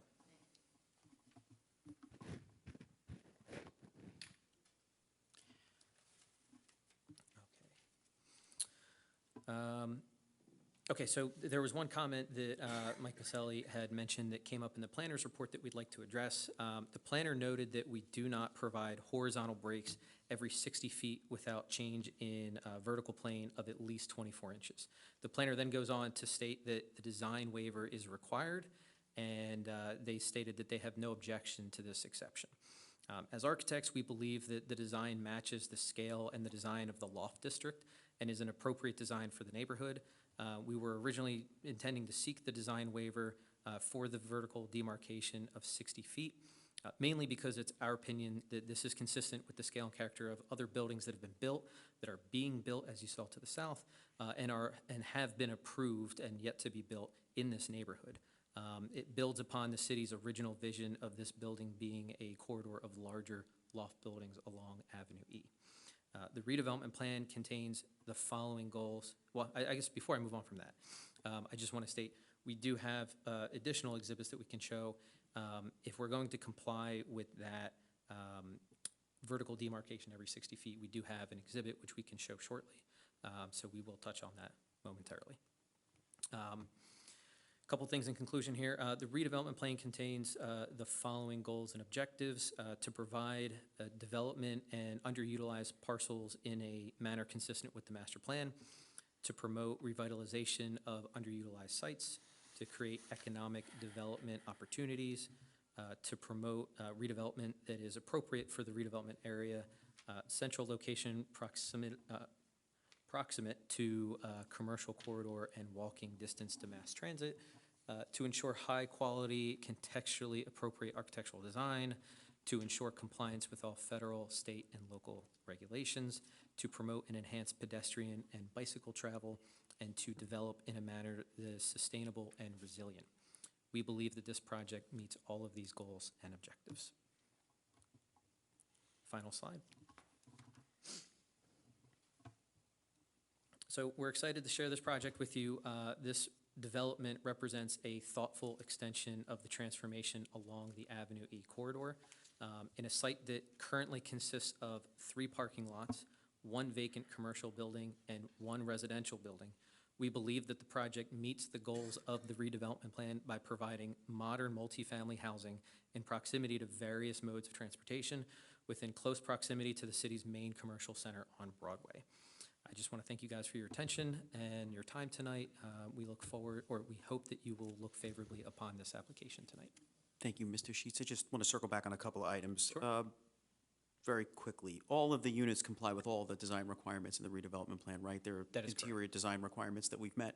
That is correct. The rooftop screening of mechanicals and the parapet to screening, that's sufficient to screen that from view from the ground, correct? That is correct. And there's a requirement in the redevelopment plan that parking permits, and I think this is a general ordinance anyway in Bayonne, that any resident here can't get a parking permit for on-street parking. We would agree to that, correct? That our testimonies that we will comply with that requirement. Let's go back to the facade. Now, why don't we show the board the alternate that would comply and juxtapose that with what we're proposing? Sure. And let them see the difference, and maybe get Mr. Slough's input on which one is more visually pleasing.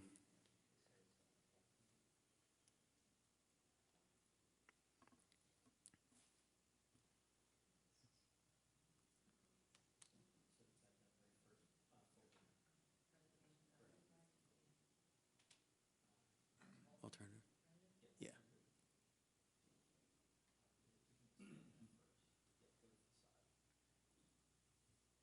Okay.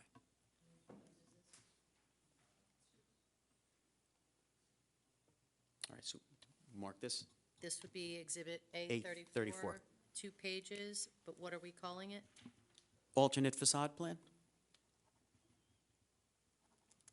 And will there be another addition, the other one? No, I think we're just going to go back to what we've already shown. Correct. Okay, thank you. Thank you.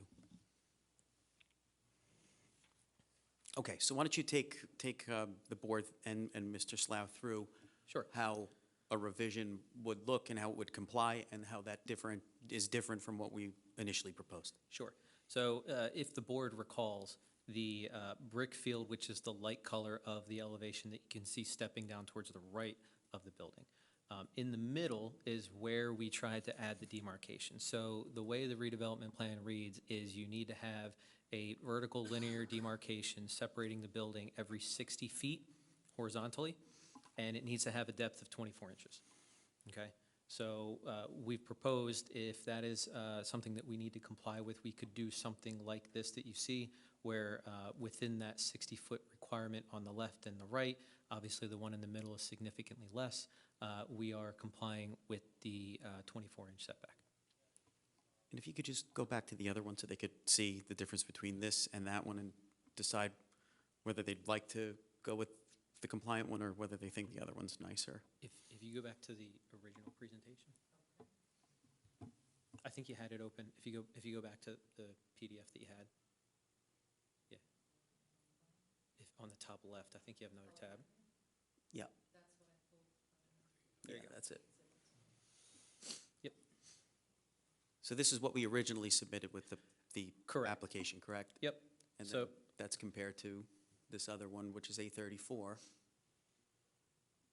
And those are that's the difference. And the first one that you saw, the A30, that is not compliant. That does not, Mr. Slough has highlighted that it does not meet the separation requirements in the redevelopment plan.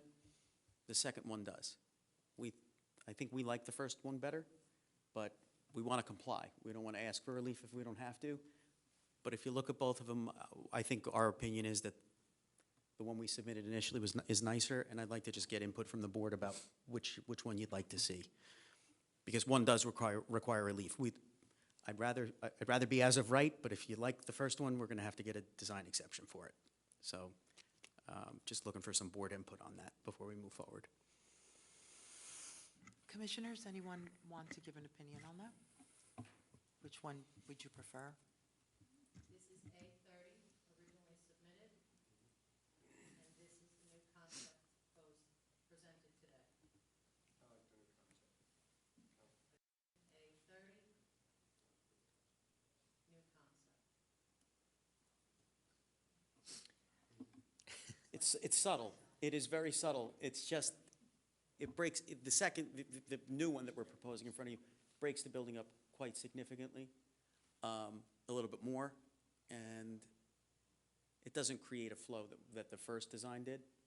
So we can comply. We just don't think it's as nice, but we can comply, or we can work with Mr. Slough to come up with something maybe less severe than this to meet that requirement. Okay, so board members, you like the second one? Complied? Compliance? Compliance?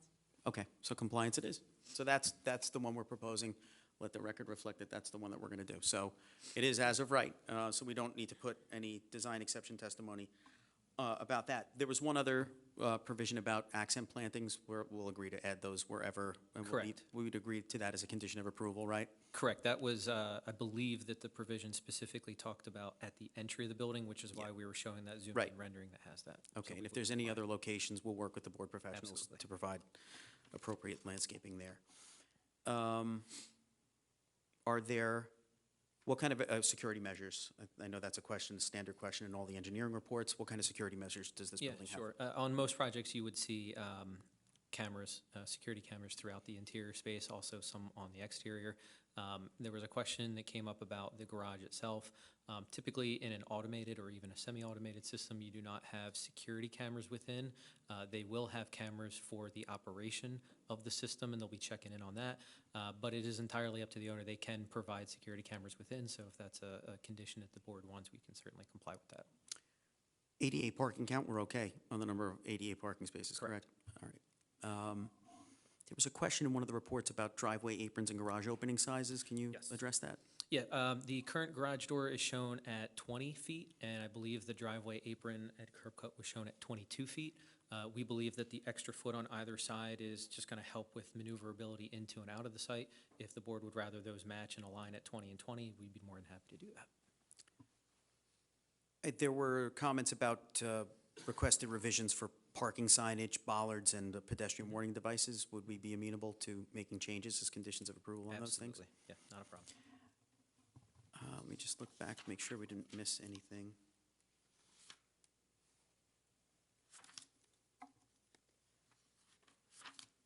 I think that would conclude my questioning of Mr. Sheets, if the board has any questions. The board commissioners, do you have any questions for the architect? Professionals? Yes, Mr. Slaw? Thank you. Oh, I'm sorry, you had a question? That's right. Oh. Go ahead, Mr. Slaw.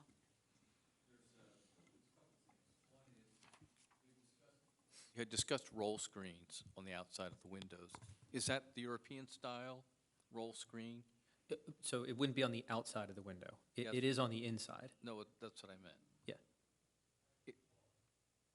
I don't know if you've traveled, but Yeah. a lot of buildings, apartment buildings in the parts I've traveled in Europe have a roll screen that comes down. Mhm. It's usually it's plastic. You pull it up a bit and you get some airflow through it. Is that what you're proposing? I'm just trying to understand what the screening on the outside is going to Yeah, look like. I mean, we haven't selected the actual product. All we're saying is that the purpose of the statement that I made was to say that all the units and all the rooms within the units would have the same blind system installed, so that on the facade of the building and from the outside, and you're looking at the building, you're not seeing multiple different types of blind systems and everything, which would ultimately change the aesthetic of the building. It would be kind of hard to do on an ad hoc basis also. Right. Yeah. And that's a specific question. I know the Chairwoman Verlato is sitting in, but the Chairwoman typically asks that question, so we get ahead of that one. You'll send, as part of compliance, we'll see a detail of that? Sure, absolutely. Okay. Then, there wasn't any discussion about the relationship of the New Jersey Transit track to the building. Do you know how that elevation of a person sitting in the train would look at the backside of the building? What that relative distance is? I don't know the exact distance off the top of my head. I know that it is sloping, obviously, from the track to the property, but also from the south of the site to the north of the site. We also worked on another project right up the street, the 222 Avenue E project, which I believe is called the 222 Lofts project. Very similar condition there, where I believe on that one in particular, everything came down to the building and we had to build a retaining wall, but when you were at that second floor outdoor space like we would have here, you were at a little above the height of the train tracks. So typically, you're not going to be below those. I don't know for a fact what the grading on the train tracks. I don't think that we had that information in a survey, but we can certainly find that out. Are you having testimony by the civil engineer? We will be, yes. He or she might be able to shed some light on that. One of the thinking is, what is, are people looking at the rooftop terrace? Because that's all concrete block because it has to be for the parking structure. Mhm. So I'm interested in what that looks like to the 9,000 or 10,000 people that are going to pass by it every day. Absolutely. And to that point, one of the reasons why we had, as I mentioned, the two-tone block in there was so that we could add some visual interest to it in the elevations, and even one of the renderings, you can see that there's a design that makes it look almost like a window pattern and a bay pattern on the back. It's not just a flat, plain wall. Right. So we did consider that in the design. would expect that of MHS. Thank you.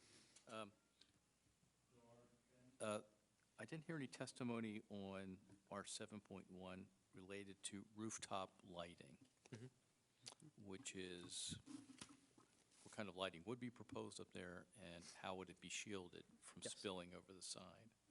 Yes, I believe the civil engineer is going to provide testimony on the lighting, but just to give you a brief comment on it, all the lighting on the building, specifically at the rooftop, will be shielded so it does not go onto adjacent properties. Thank you. That's what I had for this applicant's witness. Thank you. Go ahead. Hey, I want to address the fact that you said there won't be cameras inside of the garage, but they will be in the operation. I don't think that you can be too safe. I mean, Absolutely. So a camera should be part of the condition inside of the garage. Yeah, I think I misspoke a little bit. I was just saying typically, you don't have those cameras in those garage spaces, but we're more than happy to comply with that as a condition. Yeah, I think that's a good idea. Thank you. Absolutely. I do have a couple of questions. Sure. And this is pertaining to each level, Mhm. 6th level. Mhm. You're going to have shoes in each level, so the tenants will dispose the garbage through shoes. Correct, yeah, there will be trash chutes on every level. Just one each floor? Correct, there's a trash room where they can collect recycling, and then there's a trash chute that will take it down to the central trash room on the ground floor. Okay, that will be in the main floor, on the first floor, Correct, correct? yeah. Is it a dumpster or is it compactor? I'm sorry? It going to be a dumpster? Yeah, it's a compactor. Compactor. Yeah. Because I'm a little concerned to the fact that you mentioned that we'll be collecting the garbage outside and private hauler will pick them up from the street, Mhm. correct? Mhm. I'm concerned because Avenue E, especially, I don't know what time they will do, they probably accommodate with you. Mhm. They pick up the garbage due to the fact it's two-way. And during rush hour, there's a lot of traffic there. Oh, absolutely, yeah. And due to the capacity of 105 apartments, that's a lot of garbage to dispose of in one day. And so there's not possible that the private hauler be able to go into the garage and collect from the dumpster of the compactor. No, the garage door is not tall enough, but also the turning maneuvers that are required from a Would be track driver. limited, okay. Right. But I do want to say, I mean, in contracting with a private hauler, there would be an agreement for what time the pickup would occur, so you don't want to put the trash out so it's sitting out there for hours on end. You would try to coordinate that so that the pickup is almost immediately after the trash goes out. Okay, good. The other question that I have is about the staff parking. You mentioned 3 levels, correct? Correct, for the stackers, yes. Semi-automatic, you said. Yep, that's correct. What about if it's going to be no assigned, it's first in, you take whatever spot is available, correct? As a tenant. So I think I should make more clear how the system itself works. Would that help? Yes. Okay. So would you mind going back to the original presentation, please, and pull up the ground floor?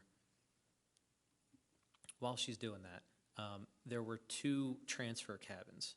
And so the way the system works is you pull your vehicle into one of the 2 transfer cabins. If one of the 2 transfer cabins, or even both, which is very rare, are occupied or retrieving another vehicle, there will be a red light indicating that you cannot go into that cabin, okay? So when the cabin is available, you will pull directly into the cabin. There is a TV screen on the front of the cabin that will tell you when your vehicle is perfectly aligned with the system. Then you get out of the vehicle, you collect your belongings. There's an exit kiosk that will be just outside the transfer cabin that will, basically it will be like a questionnaire making sure that you park the vehicle correctly, you have all your belongings, and they can store the vehicle. Once that happens, you're now able to leave basically where that arrow is directly in front of the transfer cabin. You can go about your business. The garage door closes. The transfer cabin now takes your car into the system. So you are not driving into that gray area in the back with all those car locations. It's going to be a pallet system that automatically takes your car to a stacker and then stacks the car from there.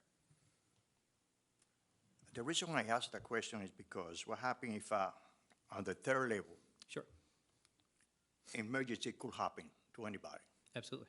How fast I can retrieve my car from the third level? Pretty quickly.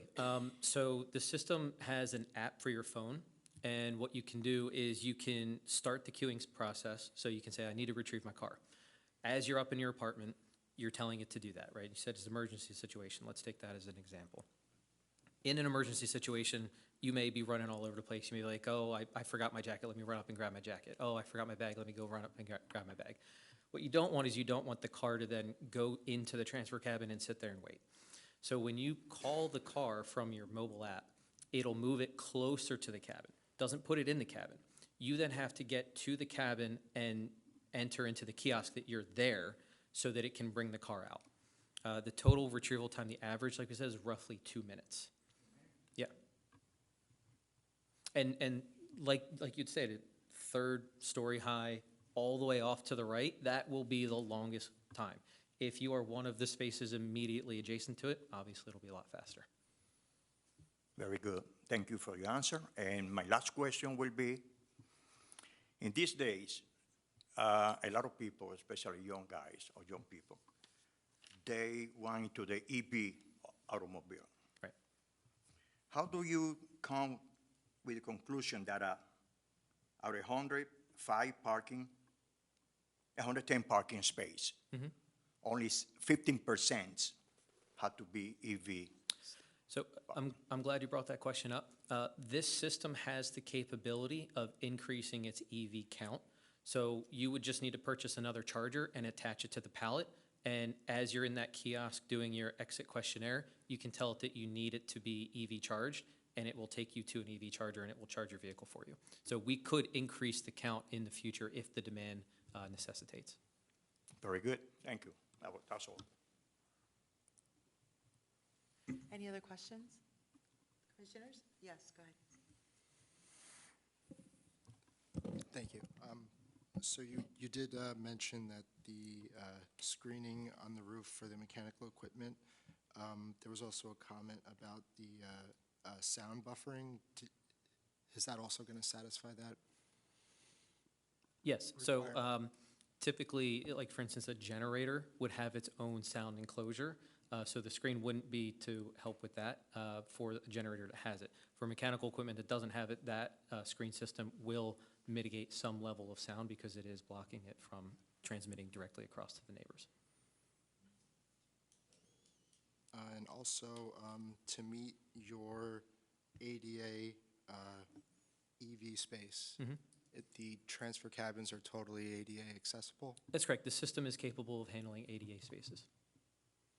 Okay, so if somebody who needs an ADA space, there's enough room in the transfer cabin, the slopes inside there are all ADA accessible, and there's a route from the transfer cabin to the building entrance that's going to be ADA accessible? Correct. Thank you.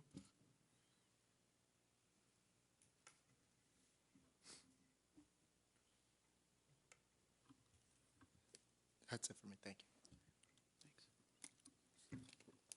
Mr. Slot, do you have any other questions? None anymore for this witness. Okay. Thank you. Anyone have any questions? Come on up, Mr. Perry. If you, no, Mr. Perry, can you please move to this? Thank you. No, no. Just a quick question. At the building rendering. Hold on. Hold on, let him get to We his need a witness for you to ask a All right, question. Thank you. On the building rendering, I don't see the entrance to the garage on Avenue E. Is that towards the north side or the south side? It'll be towards the north side. You can see it in the plan here. Okay. So that'll be on the left portion of this plan. Would you like us to bring the rendering up so you can No, see it? but back to Mr. Booker's question about the safety. We have a lot of bicycles in the town, electric scooters, and I don't know the regulations, so I'm asking the question. Could it be possible that you can only make a right-hand turn coming out of that garage? Because Avenue E is a racetrack from 17th Street down to Lennon Street. Mr. Perry, that would be up to the municipal council because they regulate the streets. So the building couldn't have a... It would have a no sign, right- but it would have no force of law. Okay. So I'll address it at the council meeting now, but just a question. Thank you. anyone else have any questions? Okay. Thank you. Thank you, Madam Chair. For our next witness, I'd like to call our civil engineer, Mark Chisvet.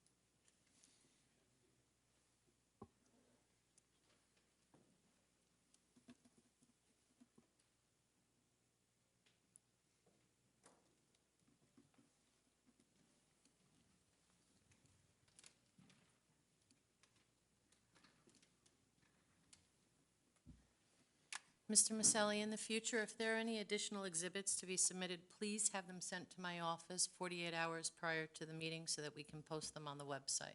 Absolutely. Thank you. If they are ready 48 hours in advance, you will have them.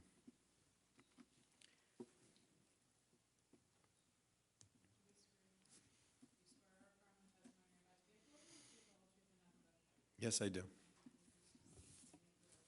My name is Mark, M-A-R-K, Chisvet, C-H-I-S-V-E-T-T-E.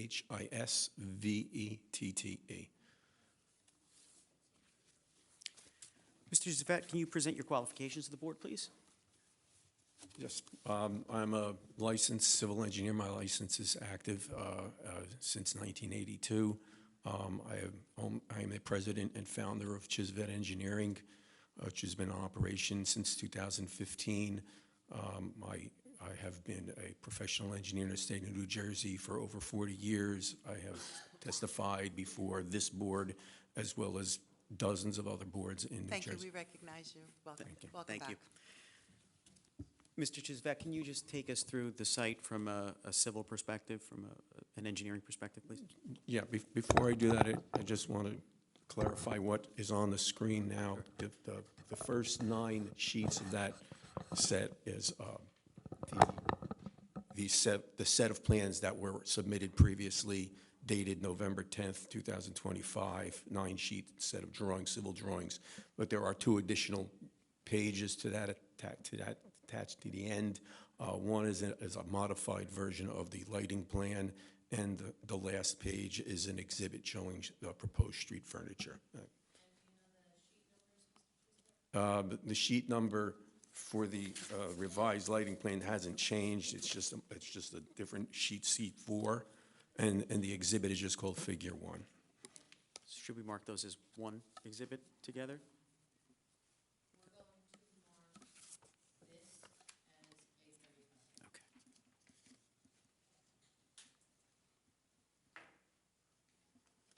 Okay.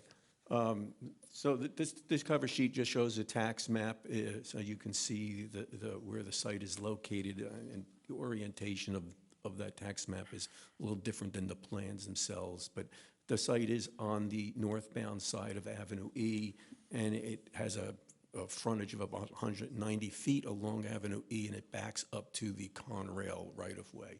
So if you flip to the next slide, you can see this is the demolition plan, and it is oriented the same as all the architectural plans that you saw, where Avenue E is at the bottom of the page. The Conrail right-of-way is at the top of the page. You can see that there are 2 buildings on the site. There are a number of wooden decks, and there are some pavement on site, as well as some gravel parking. All of that will be demolished as part of the project. There is a gap of about 6 feet between the actual rear property line and the rear property line is the edge of the Conrail right-of-way, but the Conrail right-of-way includes a block wall that's about 10 feet high, and that's not on the property line, but it is about 6 feet away. And it has been pointed out in your professional reports that there are a couple of trees that are in that no man's land, so to speak. It's not technically on the applicant's property, but it's on the applicant's side of that wall. So part of our proposal would be to get permission from Conrail to remove the trees that are in that area, and we will modify our plans to show where the trees are and identify them, as a condition of approval. If you can move to the next page, please. This is the site plan. The site plan shows a section on the upper right, which is the treatment of the sidewalk, which is specified in your redevelopment plan.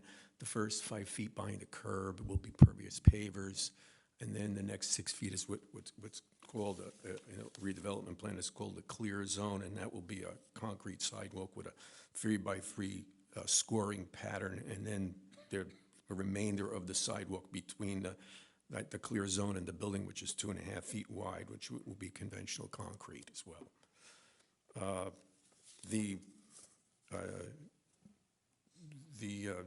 site driveway that was described by David Sheets when he did his testimony, you can see that it is aligned directly across from, I'm not sure if it's Sisson or Sison Court, the street that's directly opposite this site.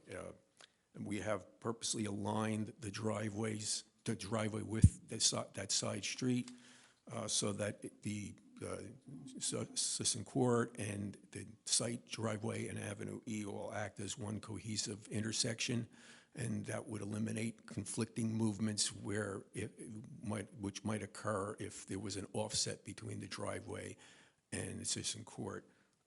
Would point out that Sisson Court is it's a one-way street going towards Avenue E, so there would be no exits from the site into that side street.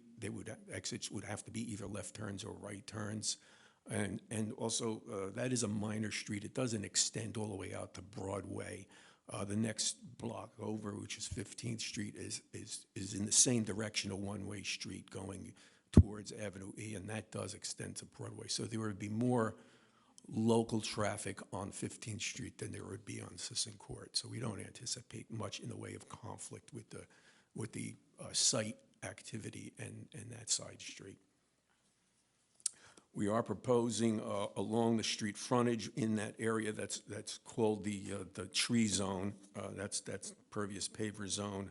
And we apologize, it's been pointed out that our leader line that labels it pervious pavers is pointing to the scoring instead of the pavers. We'll correct that. But we are proposing 5 street trees. There would be American hornbeam trees, shade trees, along that frontage.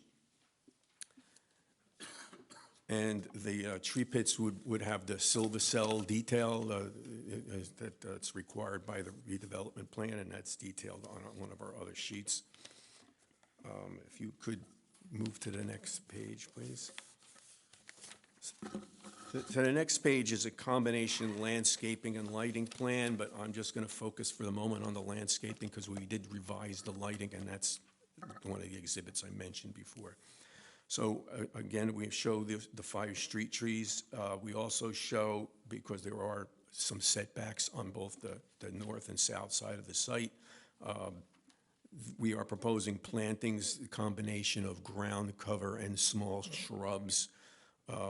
Your professional reports did point out that one or two of the species that we had specified for the north side are invasive, so we will substitute that to something that's more acceptable.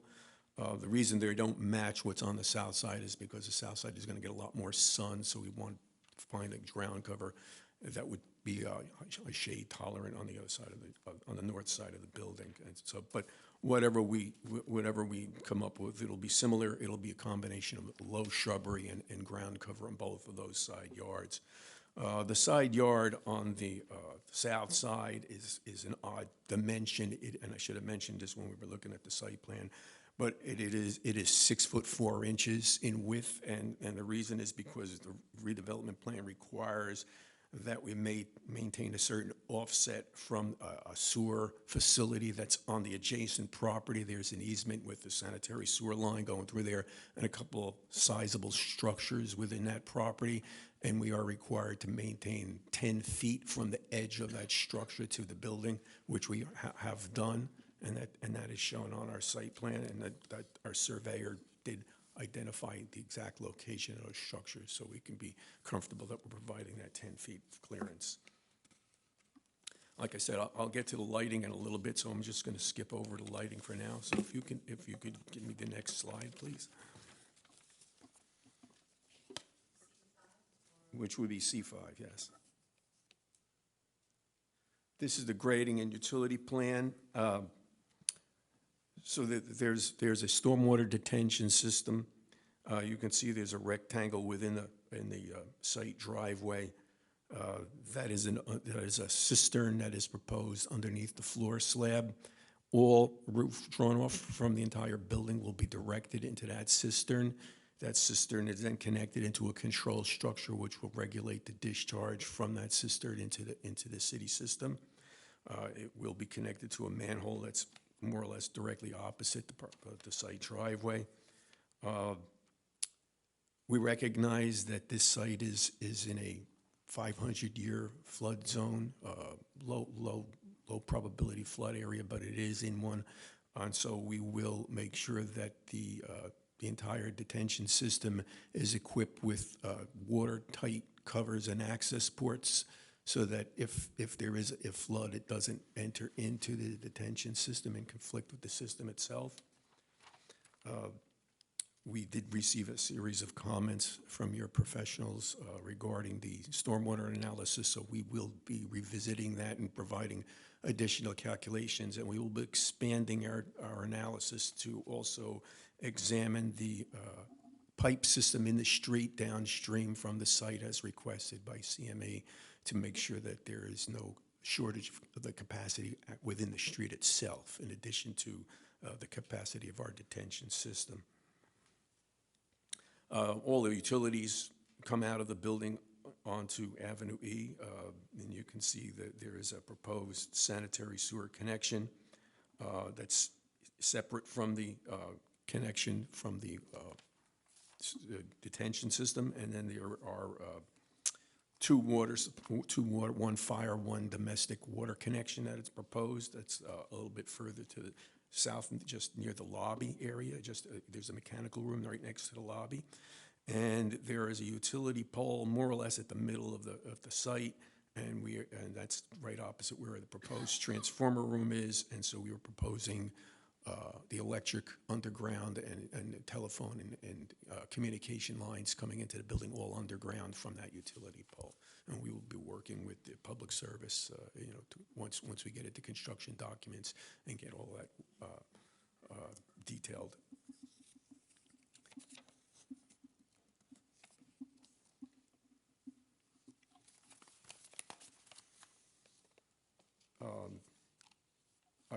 I think I mentioned already that the detention system is designed for the 100-year design storm, and we will revise our calculations as per the comments that we did get from CME. Also, because it's a combined sewer system, we don't want any backup from the system into the site's detention facility, so we are proposing a check valve at the control structure discharge point that can be maintained from within the control structure and examined and if needed, replaced, and that will prevent backflow into the system from the street. I don't think anybody's really interested in the next slide, which is the soil erosion plan, but we do acknowledge that we do need to have this plan certified by the the Hudson-Essex Passaic Soil Conservation District, and that will be done before we can get building permits. I ask you then to move on down through the next few pages and go to just past C9. There should be another C4. that would be, that's a revised lighting plan. Like I said, we did this recently, so it wasn't submitted prior, but this is, actually has yesterday's date. We noticed that there was a discrepancy between the locations of the wall-mounted lighting fixtures on the architectural plan as compared to the civil plan, so we've adjusted our civil plan to be consistent with the architectural facade drawing. We are proposing sconces along the frontage of building approximately 23, 24 feet apart along the entire frontage of the building, and those sconces are combination up-down lighting, so it would have a facade lighting going up, but then there's a downward light that has different photometrics and spreads out so that you do provide adequate lighting along the entire sidewalk all the way to the curb, which is about 14 feet wide in total, 13 and a half feet. And we will be providing a minimum of 1 foot candle, it ranges from about 1 to 3 foot candles along the sidewalk. I will point out that we do have, which was one of the things that was asked of us, is provide point by point on a grid along the sidewalk that you can see the actual foot candle levels in addition to the foot candle templates. I understand that there is an ordinance requirement that maximizes the amount of light at the property line. I'll point out that in this particular drawing, at the southerly edge, right at the property line, we have a range of light levels ranging from 0.75 to 1.0 foot candles, but then that very quickly drops off, so 10 feet away, it's only down to 1/10 of a foot candle. So I think we meet the spirit of the zoning ordinance with that.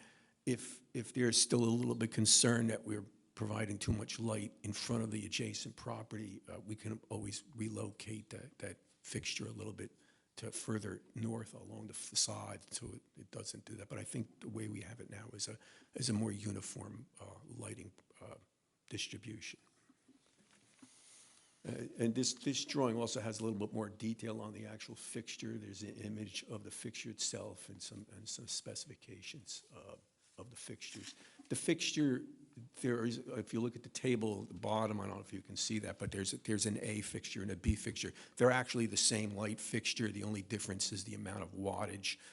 The one that's all the way to the furthest to the south along the facade, because we didn't want to have too much light throw onto the adjacent property, we reduced the wattage on that one fixture and reduced the number of lumens to try to control the light at the edge of the property.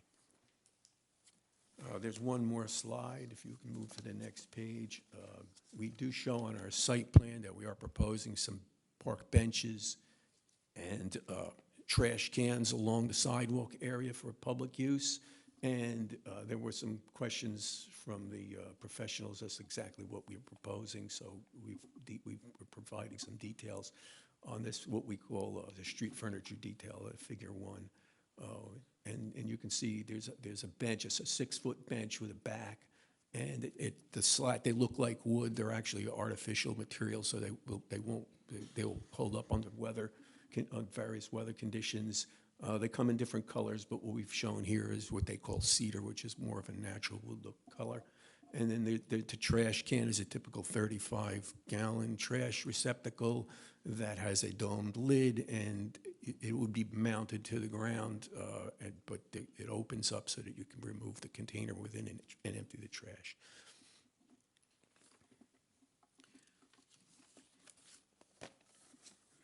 All right, let me just circle back on a couple of items Sure. quickly. Utility meters inside the building? They'll be inside. Okay.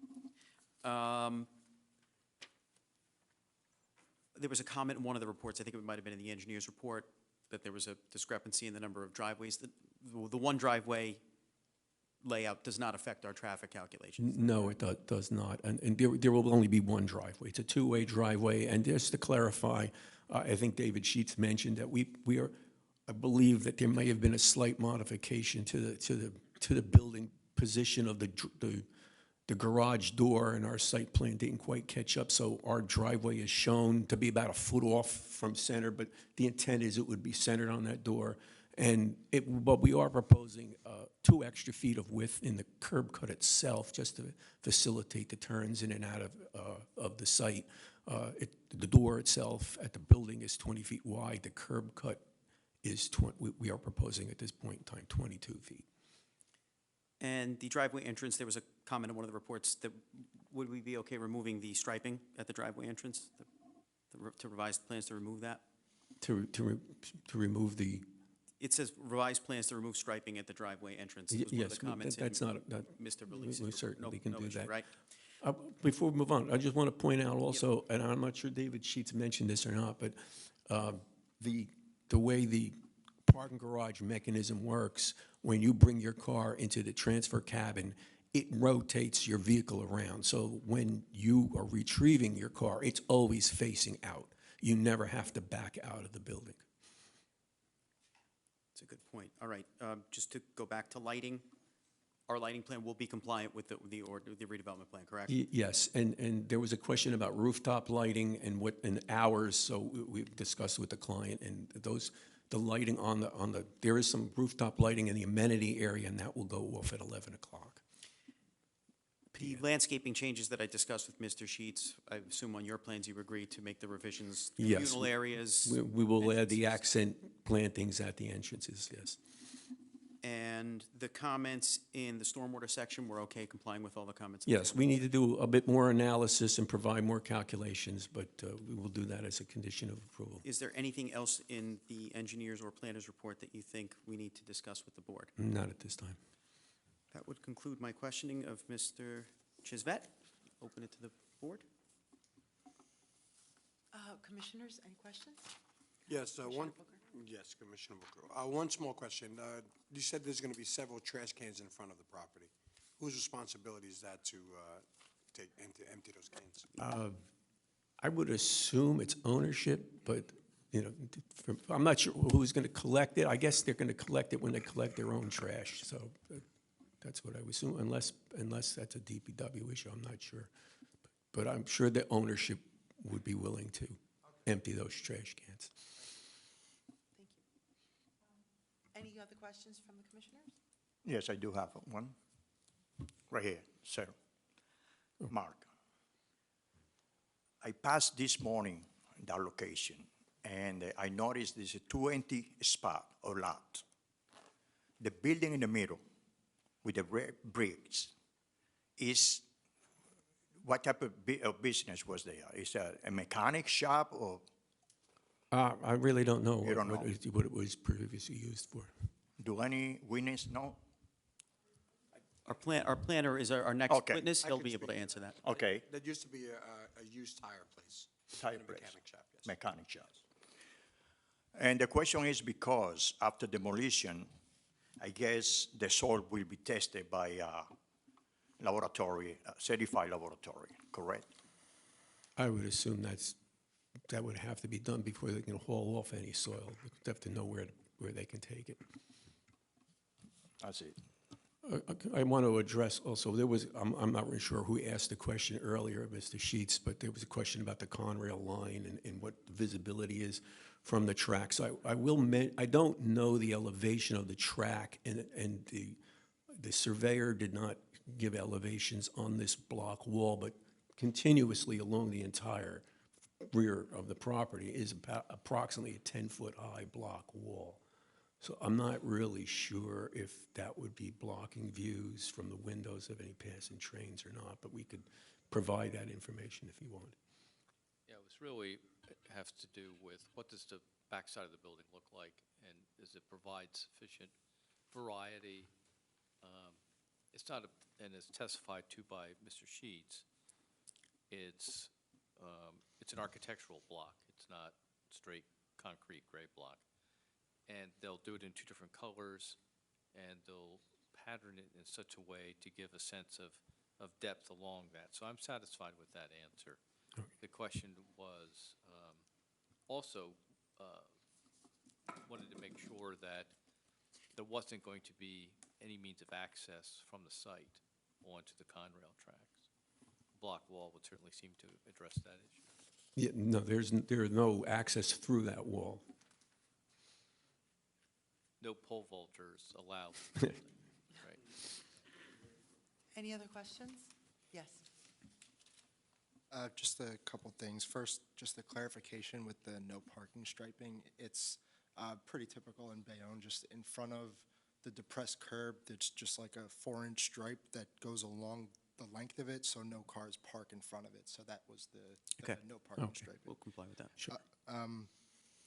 I just want a confirmation that there's no conflict with the equipment or the utilities servicing the transfer cabin and the cistern, because the cistern does have a footprint. Well, more than likely, once we reevaluate our system, we've got a series of comments from your office regarding the calculations. So more than likely, the shape and dimensions of that detention cistern will probably change, and we will keep we will definitely keep the cistern out from being underneath the transfer cabin, because mostly for maintenance, because there will be an access port at that end, and we don't want people going into the transfer cabin. I'm not even sure it's possible to have an access port within the cabin, even though there's probably clearance under it. We will reshape that in a way that, instead of being as long, it will make it a little wider and shorter so that it's not extending underneath that cabin. Sure, thank you. And lastly, there's no, I'm sorry if this should have been a question for the architect, but there's no concern of queued vehicles into the transfer cabin that may either block cars having to leave or having to wait in the garage or the apron or anything, or in the garage door or the apron or anything. It sounds like it's a pretty quick system. I just want to confirm that. Well, the system is quite efficient, and I mean, we don't anticipate a significant amount of queuing, and there is a little space within the building for car to wait if the as Mr. Sheets described it, there's a red light that shows you can't get into the cabin until vehicle exits. So you could pull into the building and wait. You're not going to be half out into the road waiting for that to happen. Thank you. Just going to open it up. Anyone have any questions? Want to come up and ask any questions of the engineer? Seeing none. Any comments? No, not comments, not yet. Not yet. Your next witness, The Mr. last Masani. witness, promise. I'd like to call our professional planner, Mr. John McDonough. I know better, no exhibits. Hold on, wait, I have something over here. No. You present. Yeah, go ahead. It's your show now, John. Yes, I do. My name is John McDonough, MC capital DONOUGH, project planner. We accept you as an expert witness. Thank you, Madam Chair. Mr. McDonough, did you prepare a zoning analysis for this site? Yes. Can you take us through that now that we've eliminated all the relief? Sure thing. This testimony is going to be relatively brief because the list of relief is actually non-existent. The site is subject to a redevelopment plan with the laudable purposes of reversing site stagnation, revitalizing the site, and certainly reinforcing the beautiful Silk Lofts building, that transformative building, and the district that is certainly emerging around the Silk Lofts building. The project complies with all of your laudable objectives of the redevelopment plan, which you heard through David's testimony at the outset, and all of the zoning controls which are therein intended to safeguard the public interest. The use complies, the bulk, the massing controls comply, and all of the design parameters from architecture to landscape architecture and on down the line. So we've got full conformance here.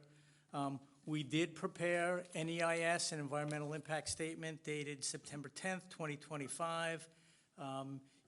It does conclude that there will not be any substantially adverse impact from an environmental standpoint associated with this positive redevelopment application. Your board professional brought up questions in his report about supplemental information to back that up. We can certainly provide that, including information on the contamination that would be associated with that auto repair facility.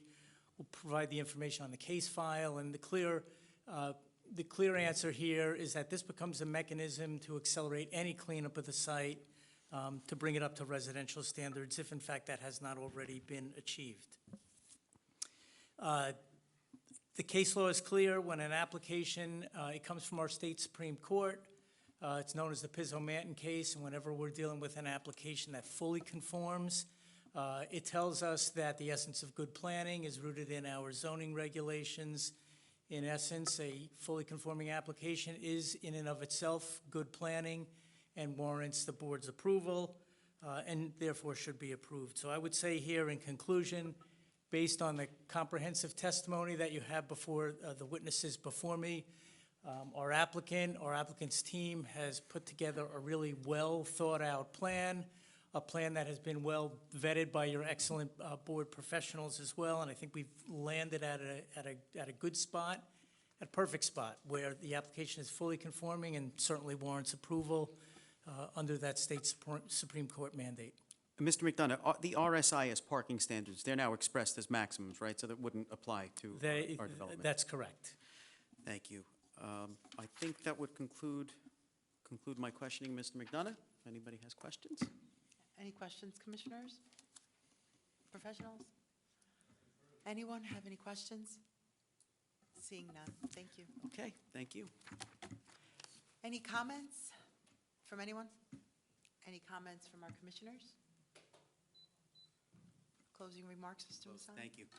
So I don't think I can sum it up better than Mr. McDonough did. This is exactly what you guys recommended to the council. The council adopted. It's exactly what was asked for in the plan. I will ask one thing. I know that I mentioned something about the fire official.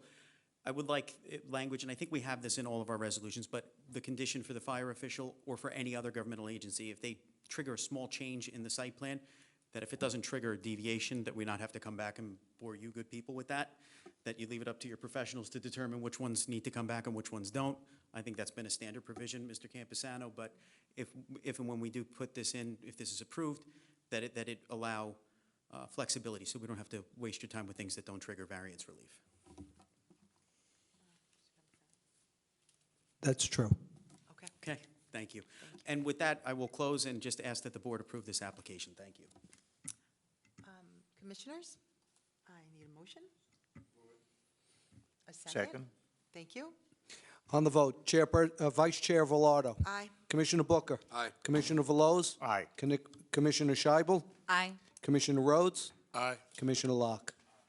Application has been approved. We have one more matter on the agenda tonight. Do we want to take a short break, or do we want to just muscle through? Muscle through, then. Item number 9, P-24-015, presentation of a redevelopment plan for property located at 657-663 Broadway in City Block 158, lots 22, 23, and 24, as shown on the official tax map of the city of Bayonne, known as Hudson Radiology. Presentation by Mr. Slough.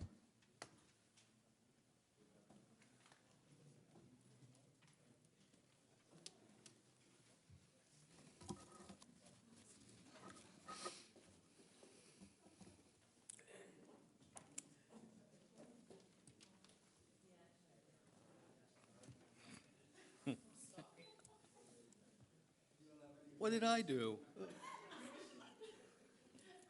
Everybody else got theirs up.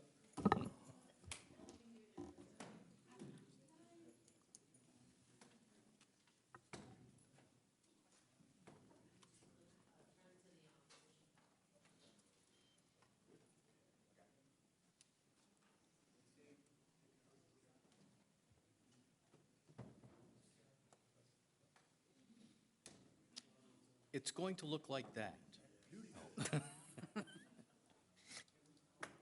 Well, the man vague version of that, I guess, right?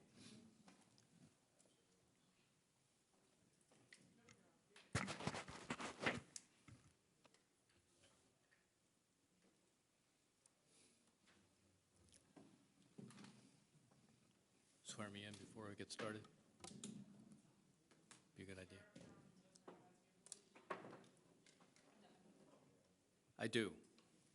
Brian, you're under a continuing sworn situation because you're representing the city. Well, it just shows up better on the transcript. That's all. Only if we need one. Who knows? Hard to say these days, right? Okay. What's before you is a site on Broadway, which is commonly known as the Hudson Radiology Office, which has a building and has a parking lot, and it's also an adjacent property to the north of that. This board previously made a positive recommendation for it to be declared an area in need of non-condemnation redevelopment. This being the second step, which is the actual plan. I think for comparison purposes, it's probably closest perhaps to the 111 Avenue F project. Similar stories, well, it's the same architect, perhaps that's the reason. It has a similar kind of stacking system. It allows for the similar kind of stacking system as you were just discussed in the site plan application.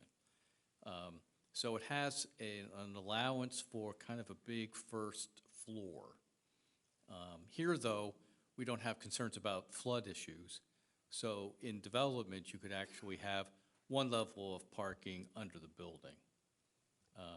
So there's a configuration that allows it to be three levels of parking, and then your stories start. It would be a 6-story building, 85 feet tall is what's allowed, which is no different than the one we just looked at. The main difference here is all that parking for the site plan that you just heard had to be above the flood elevation. And so you couldn't put anything below grade, which you would normally do, not to have better amenity space. The other difference with this plan is that there is a retail area that would be proposed or allowed of a couple of thousand square feet fit into the ground floor to keep the activation of pedestrian traffic and interest and provide business opportunities along the street. What you don't want, particularly on Broadway, is just straight residential where it's just doorways you're seeing in some windows. You want to be able to have retail spots in particular and as kind of a last resort offices. And this plan provides for that. So let me just go through this. So Sue Mack and I worked on this. And then, what's the plan? So this shows the 3 lots, which is lot 24, 25, and, sorry, the other way around. Let me get the front up here. It's block 158, lots 22, 23, and 24. Couldn't quite make that out. I'll have to go talk to the eye doctor, I guess. So a lot of this is where we're looking for locations where it's suitable to have some higher density.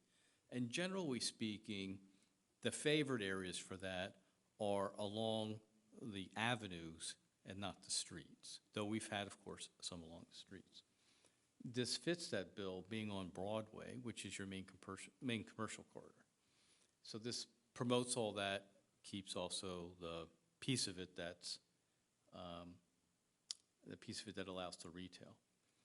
One thing that is maybe a little different for this plan, generally speaking, we don't allow curb cuts on Broadway. In this instance, there's an existing one, and there's really no way to get the parking driveway to come in from a side street. We looked at that. It's adjacent to a restaurant. We said, well, what can the restaurant owner, and they're not interested in having that kind of access easement across their parking lot. They thought it would interfere too much with their business, and they've got a point there. So this has one access point on Broadway. It would be allowed to keep that one access point, but that's it. Again, with this system and being as close as it is to transit, we would anticipate that there's not going to be a whole lot of car ownership. This is also geared towards more single people. It has allows a higher ratio of studios and one-bedrooms in the plan than in some other ones, because it's anticipated that this place in particular will attract more single persons or two-person households.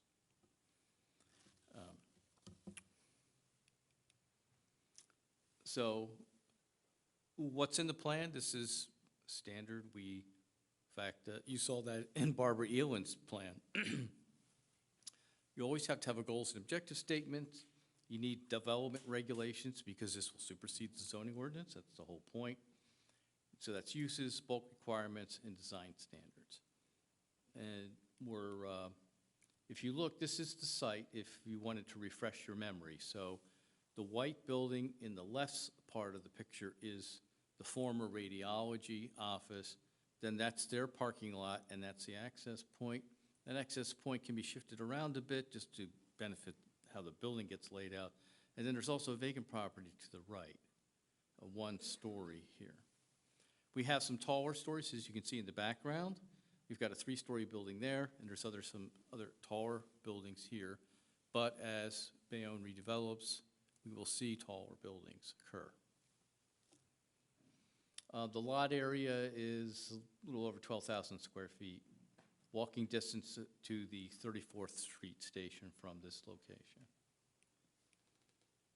So what do we allow? Well, pretty much what you would used to see, apartments, and it's dwelling, multifamily is what it's called in the ordinances. And then the other things you can have in that 2,000 square feet is retail sales, services, personal sales and services, which differ slightly in planning speak. You could have a cafe, which would be kind of a nice thing, and you can have a sidewalk cafe too if you follow the other regulations in the city's ordinance for that. You can do shared workspace if that works out in the building. Or you could even do shared workspace for your residents if you wanted in their amenity space, which would be outside of that. And you can have a combo of those things. So typical accessory uses, leasing office signs, recreation facilities, obviously utilities so the building doesn't work. And you can have green infrastructure, you can do balconies and terraces on this. So we attempt to allow flexibility within the plans so that the designer can come up with something that'll be attractive and maybe a little different to distinguish themselves, because we're getting to the point where there's some competition with different developments. So the minimum dwelling unit size, they vary a little bit depending on areas. So we have a 500 square feet for a studio, slightly bigger, 650 square feet for the ones, 2 bedrooms at 800. And we have a limit on the maximum number. So we are aiming to get some 2 bedrooms because there is demand for it. So, but still no 3 bedrooms. The setbacks are designed so the garage floor can occupy more of the site, then it has to step back. You can have up to 90% of coverage, which with the setback, if you apply the setback in the rear yard, and that's lawn area, then your percentage that the building covers is about 88%.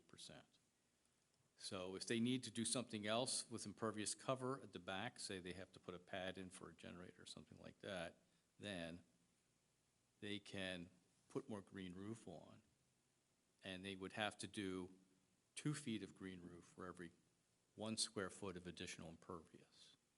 So we get a better benefit and a bang for the buck there. Then it's standard in terms of vehicular parking and bicycle. We've, I think, kind of come to a rest on that kind of number. Unless you're like right on the train station, it seems to me, the 1 parking space for the studios in 1 bedroom, 1 1/4 spaces for the 2 bedrooms will work out. And the 2 bedrooms will not dominate the project as we've seen with other developments that have come in. So you'll be able to accommodate that within the space allowable for the parking. So the design is, again, well, already heard about Loft 222 tonight in testimony, and that is, in fact, something of interest here. It has to be in traditional colors and earth tones. It can be a spandrel design, which was more like what we just saw before, where the vertical elements and the horizontal elements are emphasized to create the sense of the structure. So I would call that a spandrel design. And we're seeing a fair amount of that. So you could do that as well as this kind of design too. All has to be of decent materials to be durable over time. What you don't want is ephes down at your street level because it'll just get kicked in and it won't last very long. Again, typical frontage clear tree zones, encouraging street furniture so people have a place to rest their feet or have something interesting or put up a bike rack or something of that nature along the frontage. Then pavers and decorative sidewalk scoring to enliven what you're looking at. So you just don't have to look at your shoes. You have something else to look at too. If you have fancy shoes, that's good though, right? Cool. Required to comply with ADA, and we have the multi-sensory wayfinding in this also. So here, of course, street trees. We were looking that the entrances get emphasized with plantings, and that can be done with planters themselves out on the sidewalk, things of that nature. And then we have in standards what happens on the roof type and the other type of stuff that we have, lighting intensities, which you have seen previously. It's the same thing in this plan. So that is the overview from the plan. I don't think there's anything else that's unusual that you have not heard from me before in some of the other plans that we've done. So to reiterate, it's a 6-story building, which is 5 stories of residential, has a tall first floor to get the parking in there with this. You know what those systems remind me of? If any of you have seen any of the Harry Potter franchises, and they're in the elevator in the Ministry of Magic, and they move around in a box up and down other ways and sideways, that's how these things work. So I think that it's like, well, I guess the technology caught up to the movies. Huh?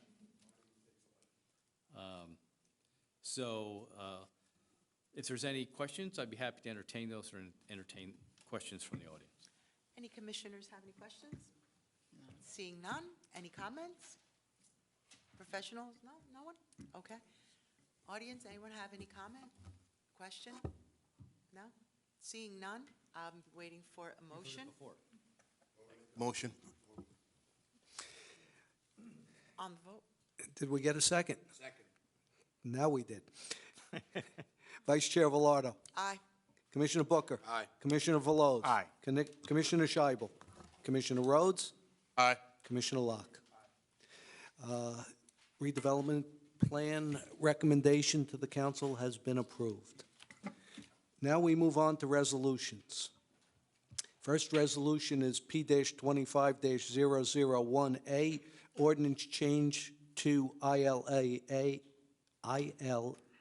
and ILB, recreational sports facility as a permitted use. Can I get a motion and a second to approve that resolution? I'll move. Second. Vice Chair Velardo. Aye. Commissioner Booker. Aye. Commissioner Veloz. Aye. Commissioner Scheibel. Aye. Commissioner Rhodes. Aye. Commissioner Locke. Next is the denial of P-25-001B, ordinance change to IH automobile import-export facility as a permitted use. Can I get a motion and a second with regard to that resolution? I'll move. Vice Chair Velardo? Am I voting on what we voted no? Yes, you vote yes? Yes. To the no. Yes, to the no. Commissioner Booker? Aye. Commissioner Veloz? Abstain. Commissioner Scheibel? Aye. Commissioner Rhodes? Aye. Commissioner Locke? Next is P-24-015, redevelopment for 657, 663 Broadway, Block 158, lots 22, 23, and 24. Motion and a second. I'll move. Vice Chair Velardo. Aye. Commissioner Booker. Commissioner Veloz. Aye. Commissioner Scheibel. Aye. Commissioner Rhodes. Aye. Commissioner Locke. Next is P-25028 RDP Amendment for 69 New Hook Road, Block 416, Lot 2.01. Can I get a motion and a second? I'll move. Second. Vice Chair Velardo. Aye. Commissioner Booker. Commissioner Veloz. Commissioner Scheibel. Aye. Commissioner Rhodes. Aye. Commissioner Locke. Last resolution, P-25-012, redevelopment plan for 120-122 West 33rd Street, Block 143, Lot 28. Motion and a second. I'll move. And on the vote, Vice Chair Velardo. Aye. Commissioner Booker. Aye. Commissioner Veloz. Aye. Commissioner Scheibel. Aye. Commissioner Rhodes. Aye. Commissioner Locke. Finally, a motion to adjourn, and we can make this unanimous after a motion and a second. I'll move. Okay. All in favor? Aye. Unanimous. Good night.